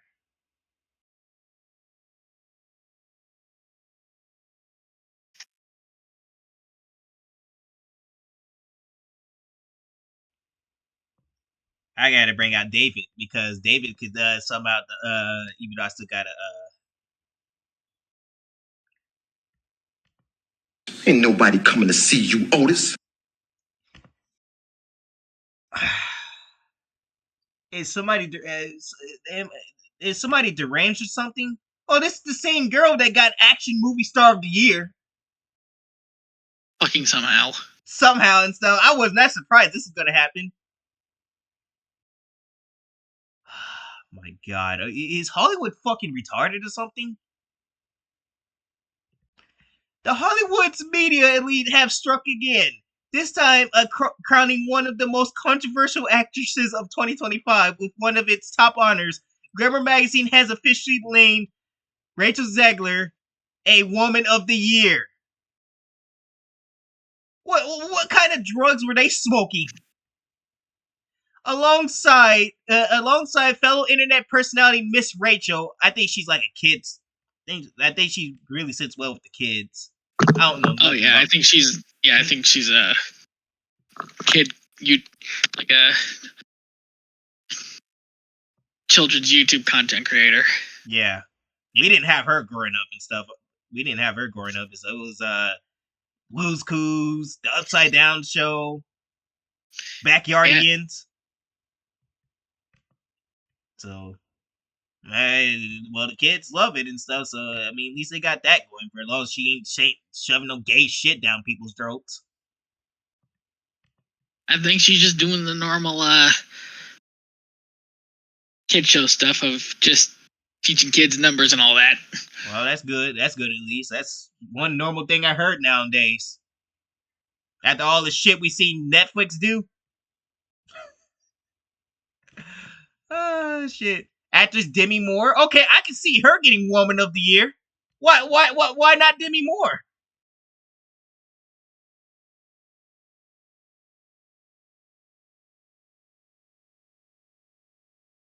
That's crazy. So she getting recognized at the same side of Demi Moore, a seasoned veteran in Hollywood, Wes. That's been in there since 1985.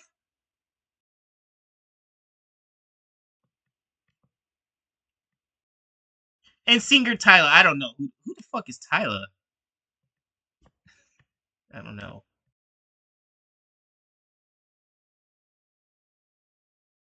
South African singer and songwriter. All right. Don't know who she is, but all right. I'm not gonna argue about that one. At least she doesn't go around saying stupid shit. But the moving is raising eyeballs across the industry, considering Zegler's year has been divine, far more controversial than achievement. It's more of a failure for her, if anything. Woman of the Year, more like the woman of the disaster, the woman who had a disastrous year. Yeah, maybe if this was Worst Woman of the Year. Oh, she would qualify for that. Oh, 100%. She'd win it every year. Yep. I say 2023 and 2025 she would have won 2 awards by now and stuff. But the Woman of the Year, no, that shit should be going to to these 3. Because the kids love Miss Rachel. A lot of people still love Demi Moore, even though she's aging. But she's still getting recognized, Wes. Yeah. And then this singer Tyler and stuff. So I don't know who she is and stuff, but I'm assuming that she's sitting well with people. So if I haven't heard about her, in the headlines making a fool of herself and stuff, then that means that's a good thing. That's a good thing. So that means they're doing good. A year of disaster. That's right. This right here is what should be a year of disaster. The 24-year-old actress may have graced magazine covers, but her biggest headline of the year was the catastrophic failure of Disney's Snow White remake, a film so poorly received that it forced the studio to retake its slate of action live adaptations, which they have learned nothing for, by the way, because guess what? Tango is in the works. There's going to be a new Lion King movie coming out soon, right? Yep. They have learned nothing. With a budget reportedly around $270 million, the project became one of Disney's most expensive flops in company history. It didn't just suck. It's because this woman decided to blur her controversy around some politics too, which we're not going to cover and stuff. But if you read up on this woman, you would know what she said. Zegler's performance and public image were a major part of the backlash. From mocking the 1930s... Yeah, that right here, this right here. From mocking 1937 animated original as dated about a guy who literally stalked Snow White. Saying that was what killed the movie. That right there was what killed the movie, West.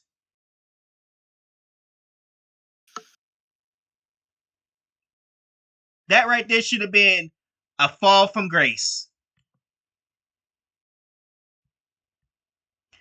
to claim that Prince Charming could be removed entirely. She seemed to alienate Disney's core fan base before the movie even hits theaters, and she did. And you want to know what happened to Snow White? Let's check that box out. Check that box office, Wes. We gotta bring back the memories and stuff. You know what the fact is, Wes? I don't remember going to see this movie, and I did went to go see this movie. It made less than the Marvels. That is sad. The thing that this just happened in March 2025 feels like a long time ago, doesn't it? Yeah. It was just March 2025 when this shit came about and stuff, and ever since then, things happened. Ever since then, it's just crazy, like how so easily forgettable this movie will be. By 2026, we wouldn't even remember this movie, West. That's how quickly it died.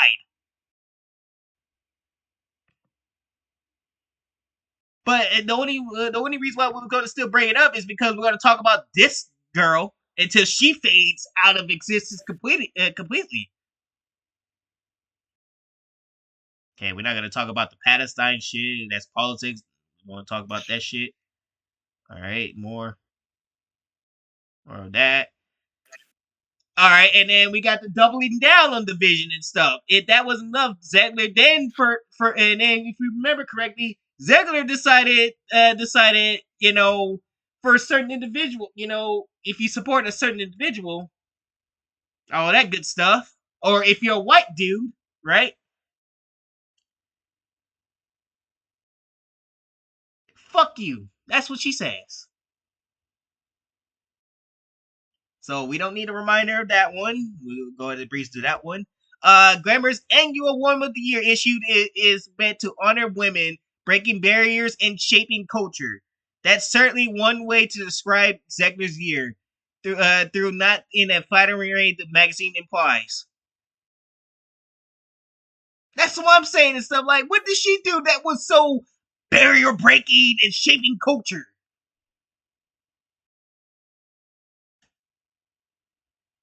At least Demi Moore has. I think Demi Moore has did things for charity and stuff.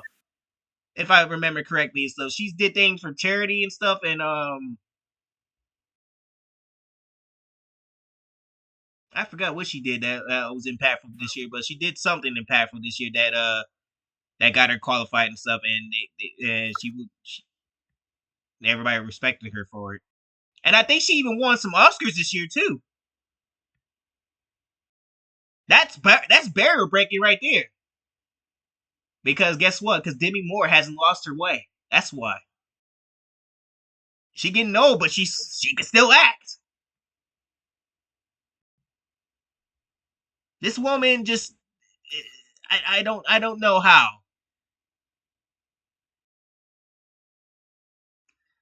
It's a reminder that in modern Hollywood, controversy doesn't encourage. It just gets you to cover stories. A performer who alienated global audiences, costing her studio hundreds of millions, and inflamed geopolitical tensions, is now being celebrated as a feminist icon.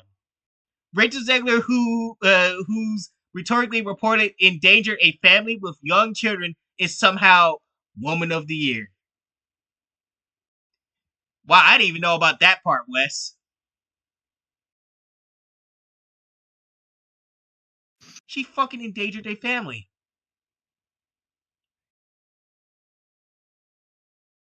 That wow. No wonder your career ended. But hey, she's Woman of the Year, folks. She's Woman of the Year. That's a shame, isn't it? Yep. A doggone shame and stuff. That's the time we live in, and so apparently we applaud evil women like that. Whereas for Demi Moore, she did something that actually helped women.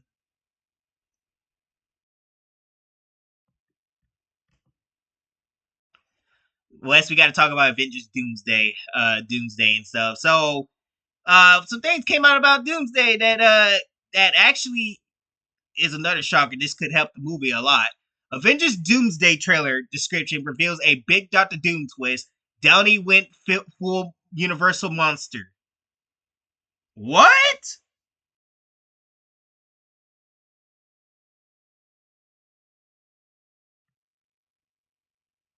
What the hell is this? You see these headlines? Yeah. David Harbour accused of bullying and harassing Stranger Things co-star Millie Bobby Brown.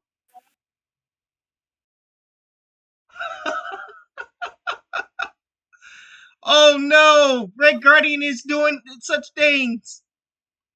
That's gonna be another PR nightmare for Marvel West.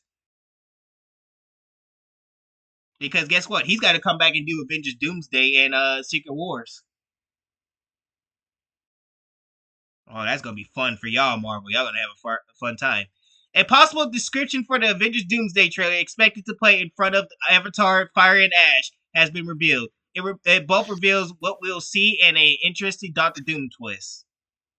Avengers Doomsday doesn't arrive in theaters until next December, but the movie's first trailer could be with us before the year is over. Film Thread is the latest to claim that it will play in front of Avatar: Fire and Ash. The YouTube channel even has a possible description. Great. So I not only I had to go watch this 3-hour long movie and stuff, but I get to see Marvel put out this possibly messy movie trailer, right?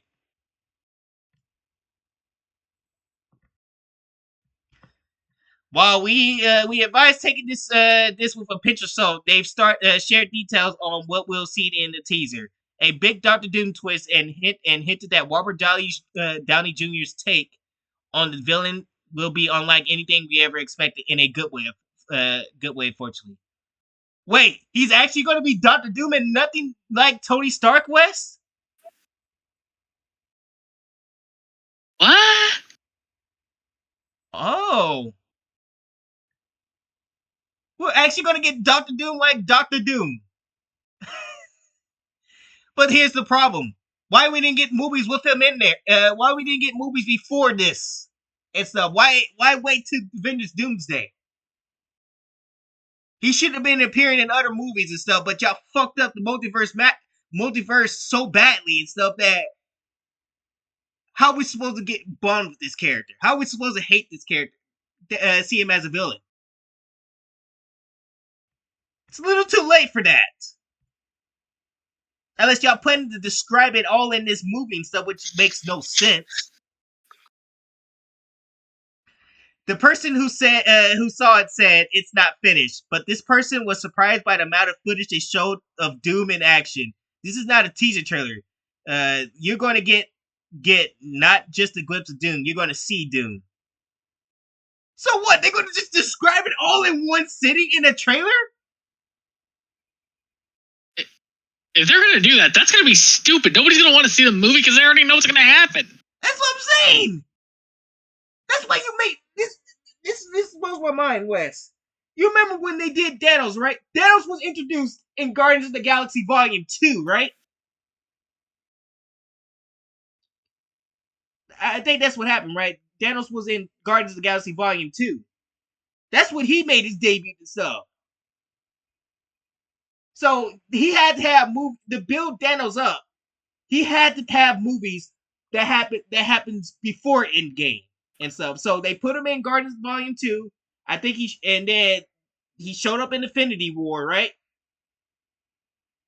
And then Avengers Endgame was the final deal and stuff. So it took him it got him 3 movies. He was in 3 movies at least and stuff.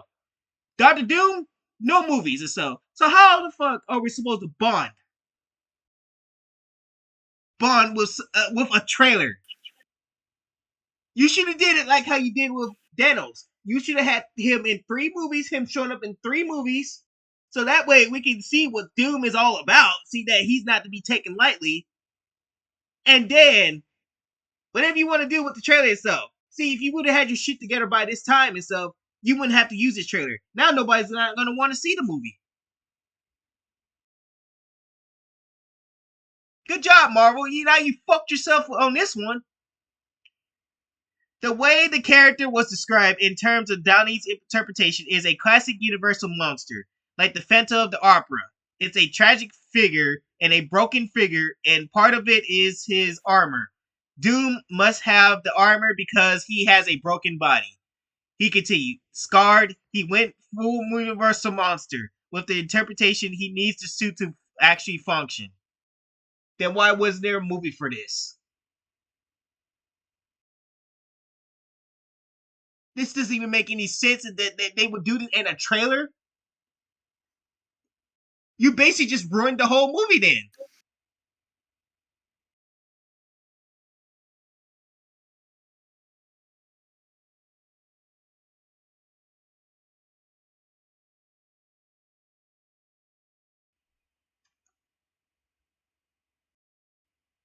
You ruined the whole movie. Despite arguing that showing so much Doom was a desperate move, we'd argue that it was a smart way to get fans and regular moviegoers alike use the idea of the character and Downey's interpretation to add host at it. I do think, based on what I've heard, fans will be excited. I don't know about that one, man. That should have been a movie for this thing. This sounds like that little simple plot right here, Wes. Yeah. I feel like there should have been a movie before this.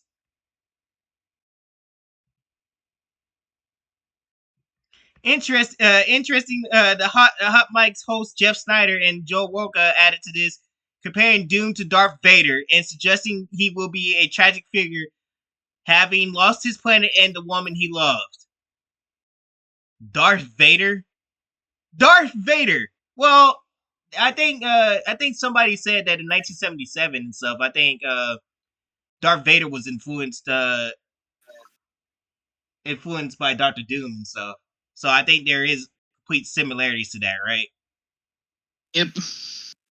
But what a coincidence that Marvel, first Star Wars needed like a Doctor Doom reference to make Darth Vader. Now Marvel needs to pay its dividends back and need Darth Vader for Doctor Doom.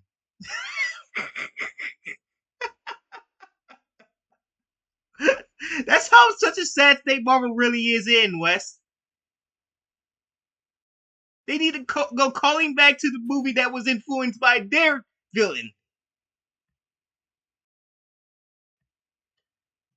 So we could be looking at a Doctor Doom who is horribly scarred when the world is destroyed, not as part of a science experiment meant to help him save his mother from hell. Does this mean Victor no longer blames Reed Richards for the accident that disfigured him? And will this Doom have a history with the Fantastic Four? That remains to be seen. Oh, we can't blame Reed Richards now and stuff? Oh, wait. I can only guess the reason why that is, Wes. Because Reed Richards ain't white no more. You can't go around blaming Pedro Pascal. What the fuck is wrong with you? What the fuck is this?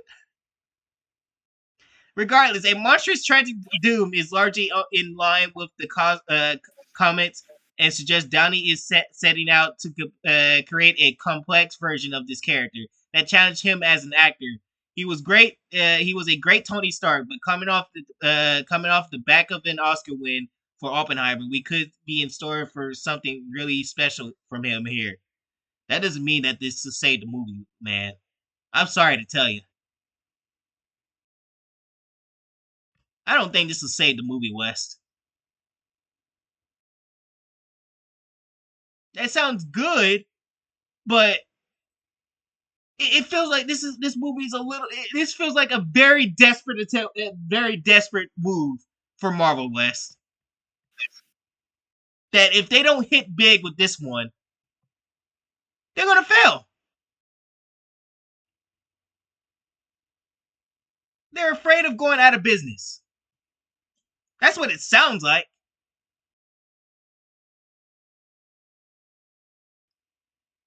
So, any thoughts on that one, West? Honestly, I know they are already gonna drop the ball. Something tells me it's not what it seems. So you expected that it's not what it seems? Well, either that or they're just gonna show off everything because Marvel just loves doing that shit for some reason. They did that for Fantastic Four and stuff, and guess what? I already knew what was going to happen in the movie.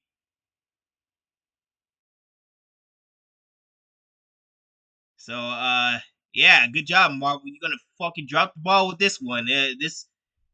I feel like if this movie doesn't succeed, I don't think there's gonna be no more Marvel Cinematic Universe because this sounds like they're desperate.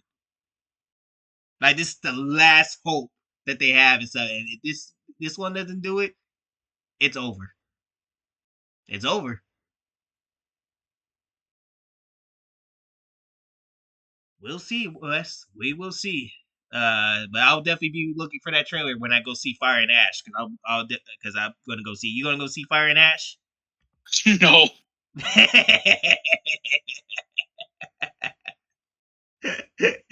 Wes said, "I'm not sitting for 3 hours just to watch that shit." Man, I can barely stay awake for the first two. I am not going to see the third one because I know my ass is going to be dead ass asleep. I'm just going to go. As Dark would say, Wes, and all in favor say. Everybody in the theater is snoring.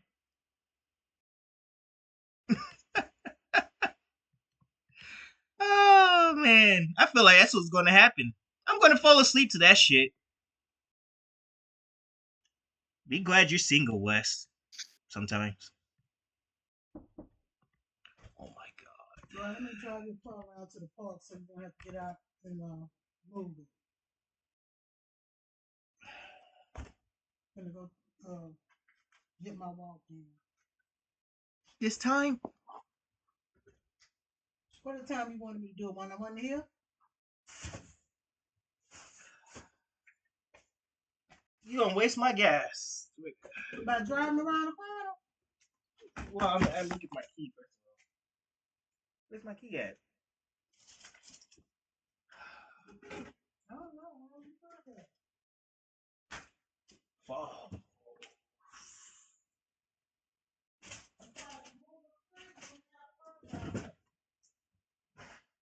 Oh, here's my key on the floor.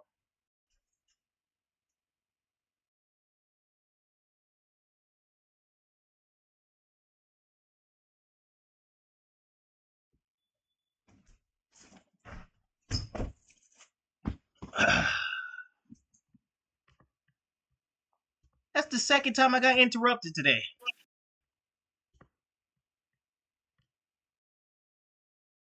Alright, so Wes, we gotta talk about this is a sad situation right here, Wes.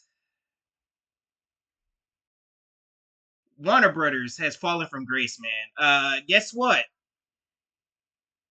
Now Hollywood fucked up so badly. Now Warner Brothers might become under another name. Might become something else, Wes.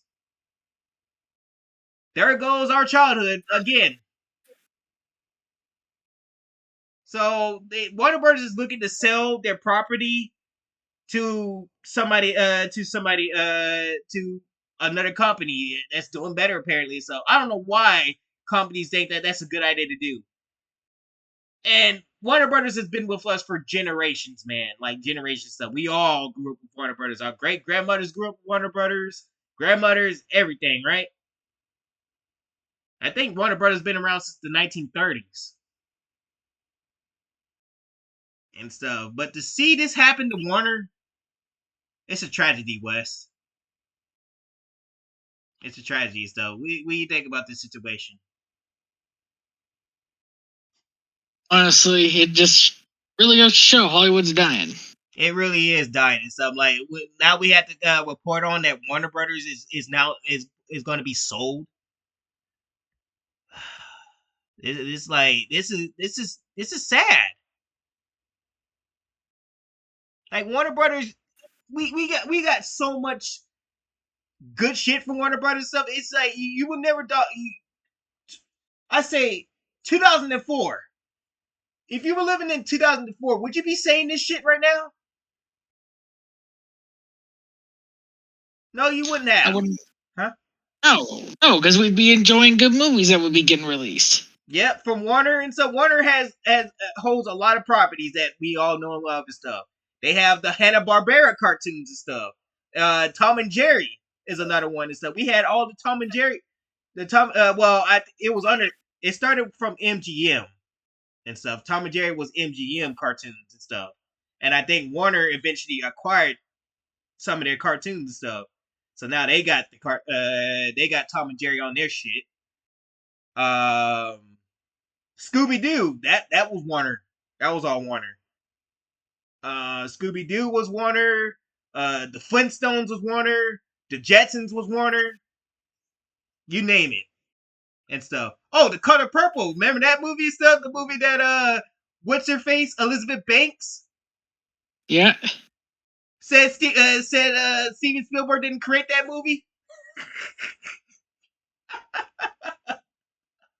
I still can't get over that one. Yeah, that was Warner too. Yeah. Warner gave us The Color Purple. Yeah. Of course, we all know ain't nothing better than a good sound beat. Yep. Warner gave us that word too. Perfect. Oh, Warner also gave us Lethal Weapon. Some of the best action movies of the 90s and stuff. I think did they have Die Hard?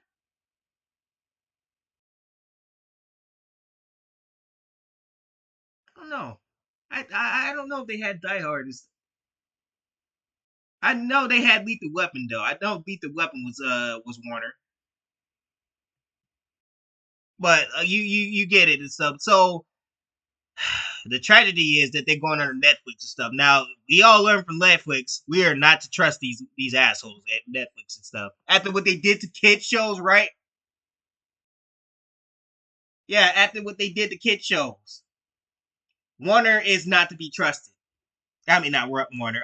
Netflix is not to be trusted and stuff. Just imagine the shit they're gonna put in Scooby Doo and all that shit. Just imagine the Flintstones coming back. What they're gonna do to the Flintstones and all that shit. They're fucking gonna put gay shit. Well, they already kind of did. Did with Velma. If we all know how much ass that show sucked.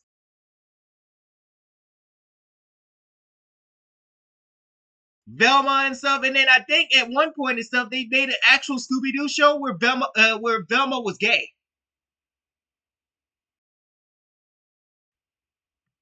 After we seen Velma had a crush on Shaggy and Mystery Incorporated.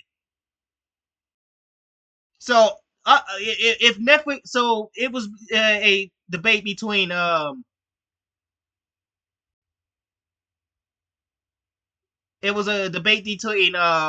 Netflix or Paramount that will be acquiring Warner and stuff, and I think Netflix will. I think Netflix looks like they're going to be getting it and stuff. So here's the thing: the timing is striking.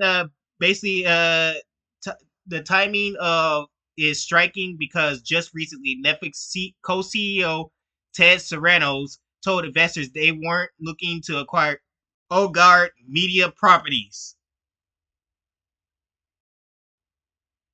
That right there should just be deal off right there. Why would you say some shit like that? It's in Netflix's own quarterly investor communication. Sarah stated that we've been very clear in the past that we have no interest in owning legacy media networks. There is no change there. The other Netflix CEO, Greg Peters, also dismissed the idea of buying Warner a few weeks ago, claiming we're builders, not buyers. Dang, y'all should stick to that. And yet here we are, huh? Nothing. Keep going. Okay. Sorry. And yet here we are. A Netflix WB sale suddenly isn't hypothetical or ridiculous anymore. It's a reminder that public positioning and strategic reality doesn't always align in corporate leadership messaging. So basically, they lied and said, "Hey, we're not gonna buy this. We don't want to do that." And then y'all want to do it. Typical corporate behavior. If Netflix buys Warner Brothers Discovery Studio and streaming divisions, it inherits Harry Potter, DC characters, HBO shows like The Sopranos and Game. Oh no, I forgot. I forgot about The Sopranos. Oh no. Well, that means what Netflix could do is they could bring back The Sopranos, recast everybody that made The Sopranos so good, and fuck The Sopranos. Oh no. The Sopranos did not need to be brought back. I can feel it now, Wes. We're gonna get a Sopranos reboot. It's gonna fucking suck. Yeah, and it's gonna suck. Like everything. Oh my God, this is gonna be tragedy. This is Harry Potter as well. Oh God. One of the most prolific TV studios in the world, a treasure chest of IPs, archives, and global franchise. Bro, the Cardinals will be unreal if Netflix gets their hand on this. Just look what they do in the kid TV shows nowadays. They're gonna fucking ruin Looney Tunes, Scooby Doo, and all Hanna-Barbera characters.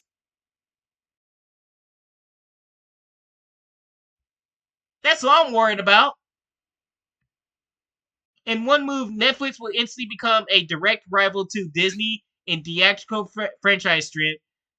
Though whether Netflix would presume a theatrical strategy is anyone's guess. Oh, great! Now we get to take Warner Brothers out of theaters, huh? The largest Hollywood content machine by volume and cultural reach. The only traditional streaming platform with both tech-first DNA and legacy cinematic IP power. And yes, Netflix would own Superman, Batman, Wonder Woman, and the Wizarding World. This is not going to be good. If you heard a faint scream on the West Coast, it might have come from Disney and stuff. Why Warner Brothers Discovery might finally break apart?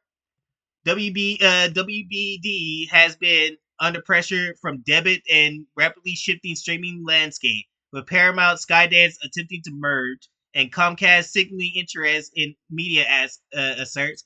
Warner Brothers finds itself caught in a competitive feeding frenzy. If it was 20 years ago and stuff, Warner Brothers would be such in a good state right now.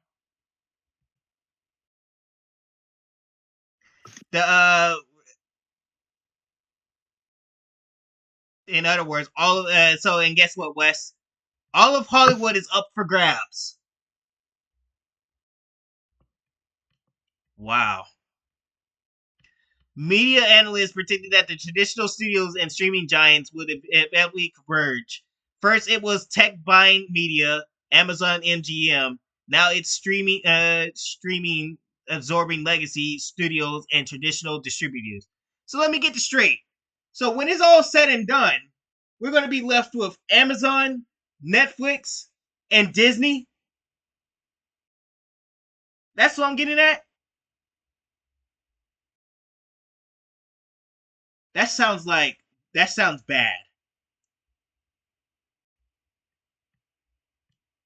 I don't like that. I don't like that. I'm saying this is the clear sign that that Hollywood, as we knew it, is ending.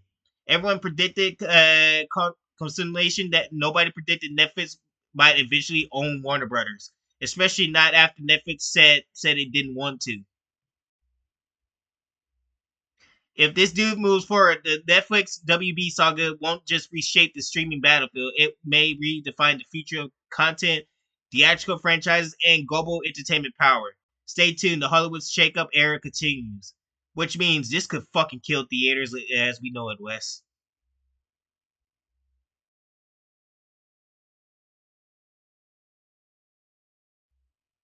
Jesus Christ.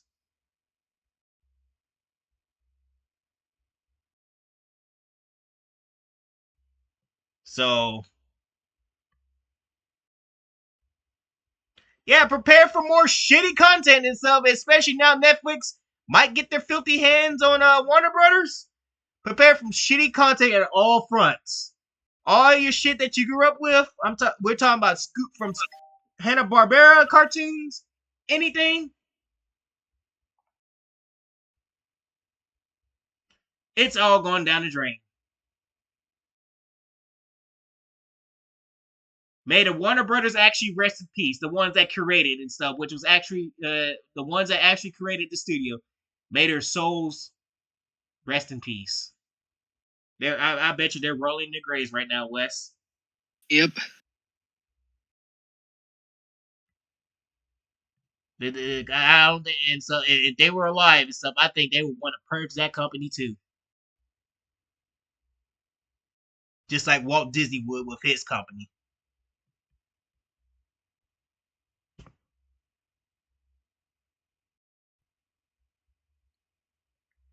Wes, we got to talk about the Acolyte. God damn it! Why? Why? I said the same thing too. I said the same thing too. Why? Because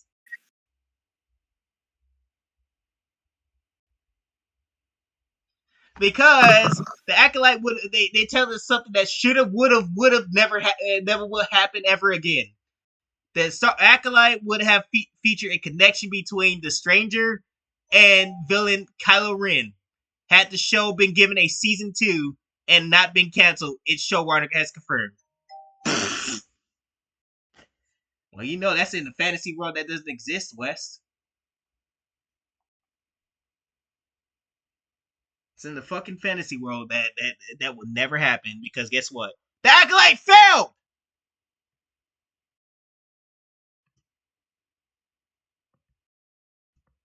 But here we are. We get to read about it on why that is from a trusted website and stuff. So the Acolyte art book reveals that Quimir was connected to Kylo. I didn't catch that. I didn't catch that when I was watching that show, Wes. But I kind of figured something along the lines they would compare it to shitty characters. I should have fucking known it was Kylo Ren. I should have known. I knew that Quimir reminded me of somebody. I just couldn't put my finger around it, Wes. And then I saw that, and now I look at it. Now I know what the character I was thinking. It was Kylo Ren. I was like, oh my fucking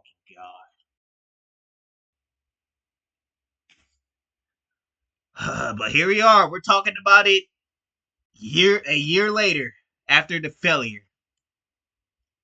Leaking 2 of the most hated eras in Star Wars. Well, they finally done it. Lucasfilm found a way to connect the Acolyte to the Star Wars sequel trilogy. Who would have ever thought? And if you thought that the Acolyte's reputation couldn't sink any lower after its cancellation, the latest revelation might just do the trick. Because it turns out Quimir, the stranger for the Acolyte, is actually connected to none other than the recently haunted Ben Solo himself, aka Kylo Ren. Oh my god. How the fuck did we get to this point?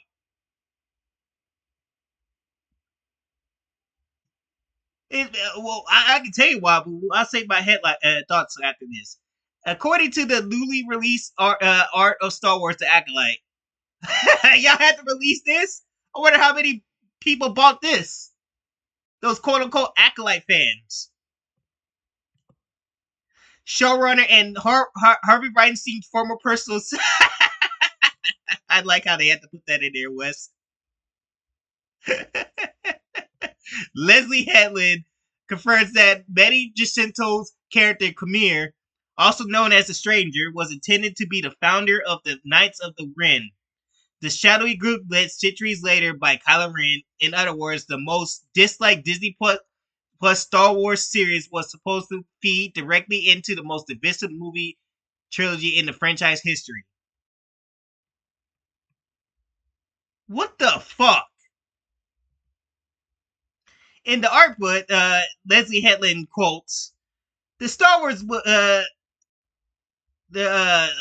hold on.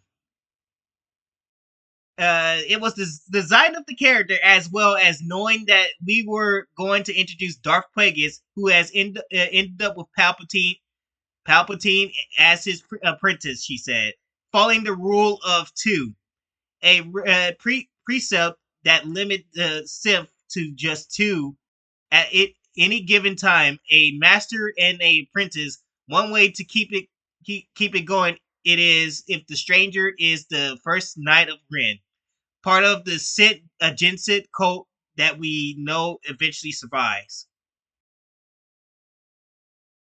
You got that? Well, good, because guess what? Can I yell this in your ear? Prepare your ears, Wes. Ready? Our volume's already lowered. All right. It makes no fucking sense. I'm done.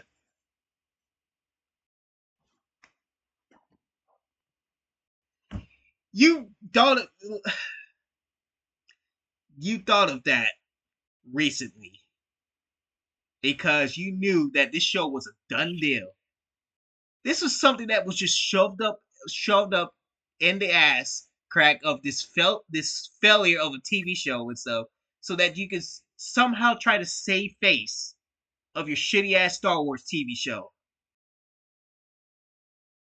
This ain't gonna work. Ain't nobody falling for this shit.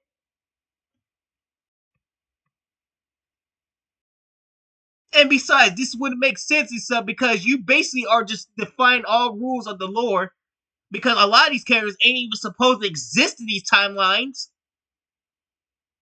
Remember, and I told you that Yoda showed up in the show, right? And I think a character, another character from Star Wars that wasn't even born yet. So nothing in this makes sense. You're basically, and I like it here, so I'm gonna read this. So yes, the Acolyte wasn't just playing in the prequel sandbox; it was laying the groundwork for the same Knights of Ren who spent most of the sequel trilogy lurking in the background, accomplishing next to nothing before being cut down by Ben Solo in the Rise of Skywalker. See, makes no sense. They just made that up as they went. That's how you know Disney Star Wars is creatively bankrupt, and I can see why George Lucas wants nothing to do with the brand no more. Because this shit right here, this is the reason. A connection that nobody asked for.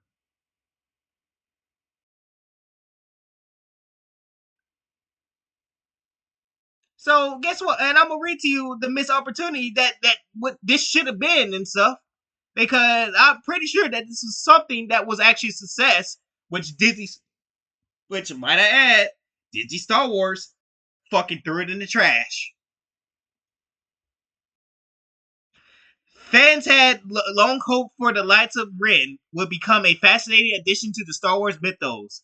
Following their brief introduction in The Force Awakens, instead the sequel films reduced them to hooded extras who existed mostly to be sold as toys that no one actually bought.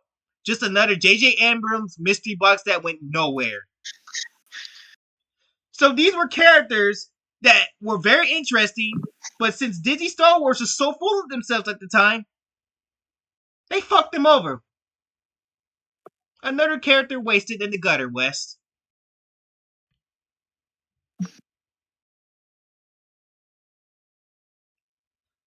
So, is there any reason why nobody cares about Disney Star Wars anymore, West? There you go. They just they keep fucking themselves. That's just an accomplishment, man. Then they try to write themselves out of a hole and stuff, and it's a little too late for that. Got anything else to add and stuff? Because that's it. I'm glad this is over. Well, anyways, we're going to sign out for now. So, like if you enjoyed, subscribe, all the good stuff.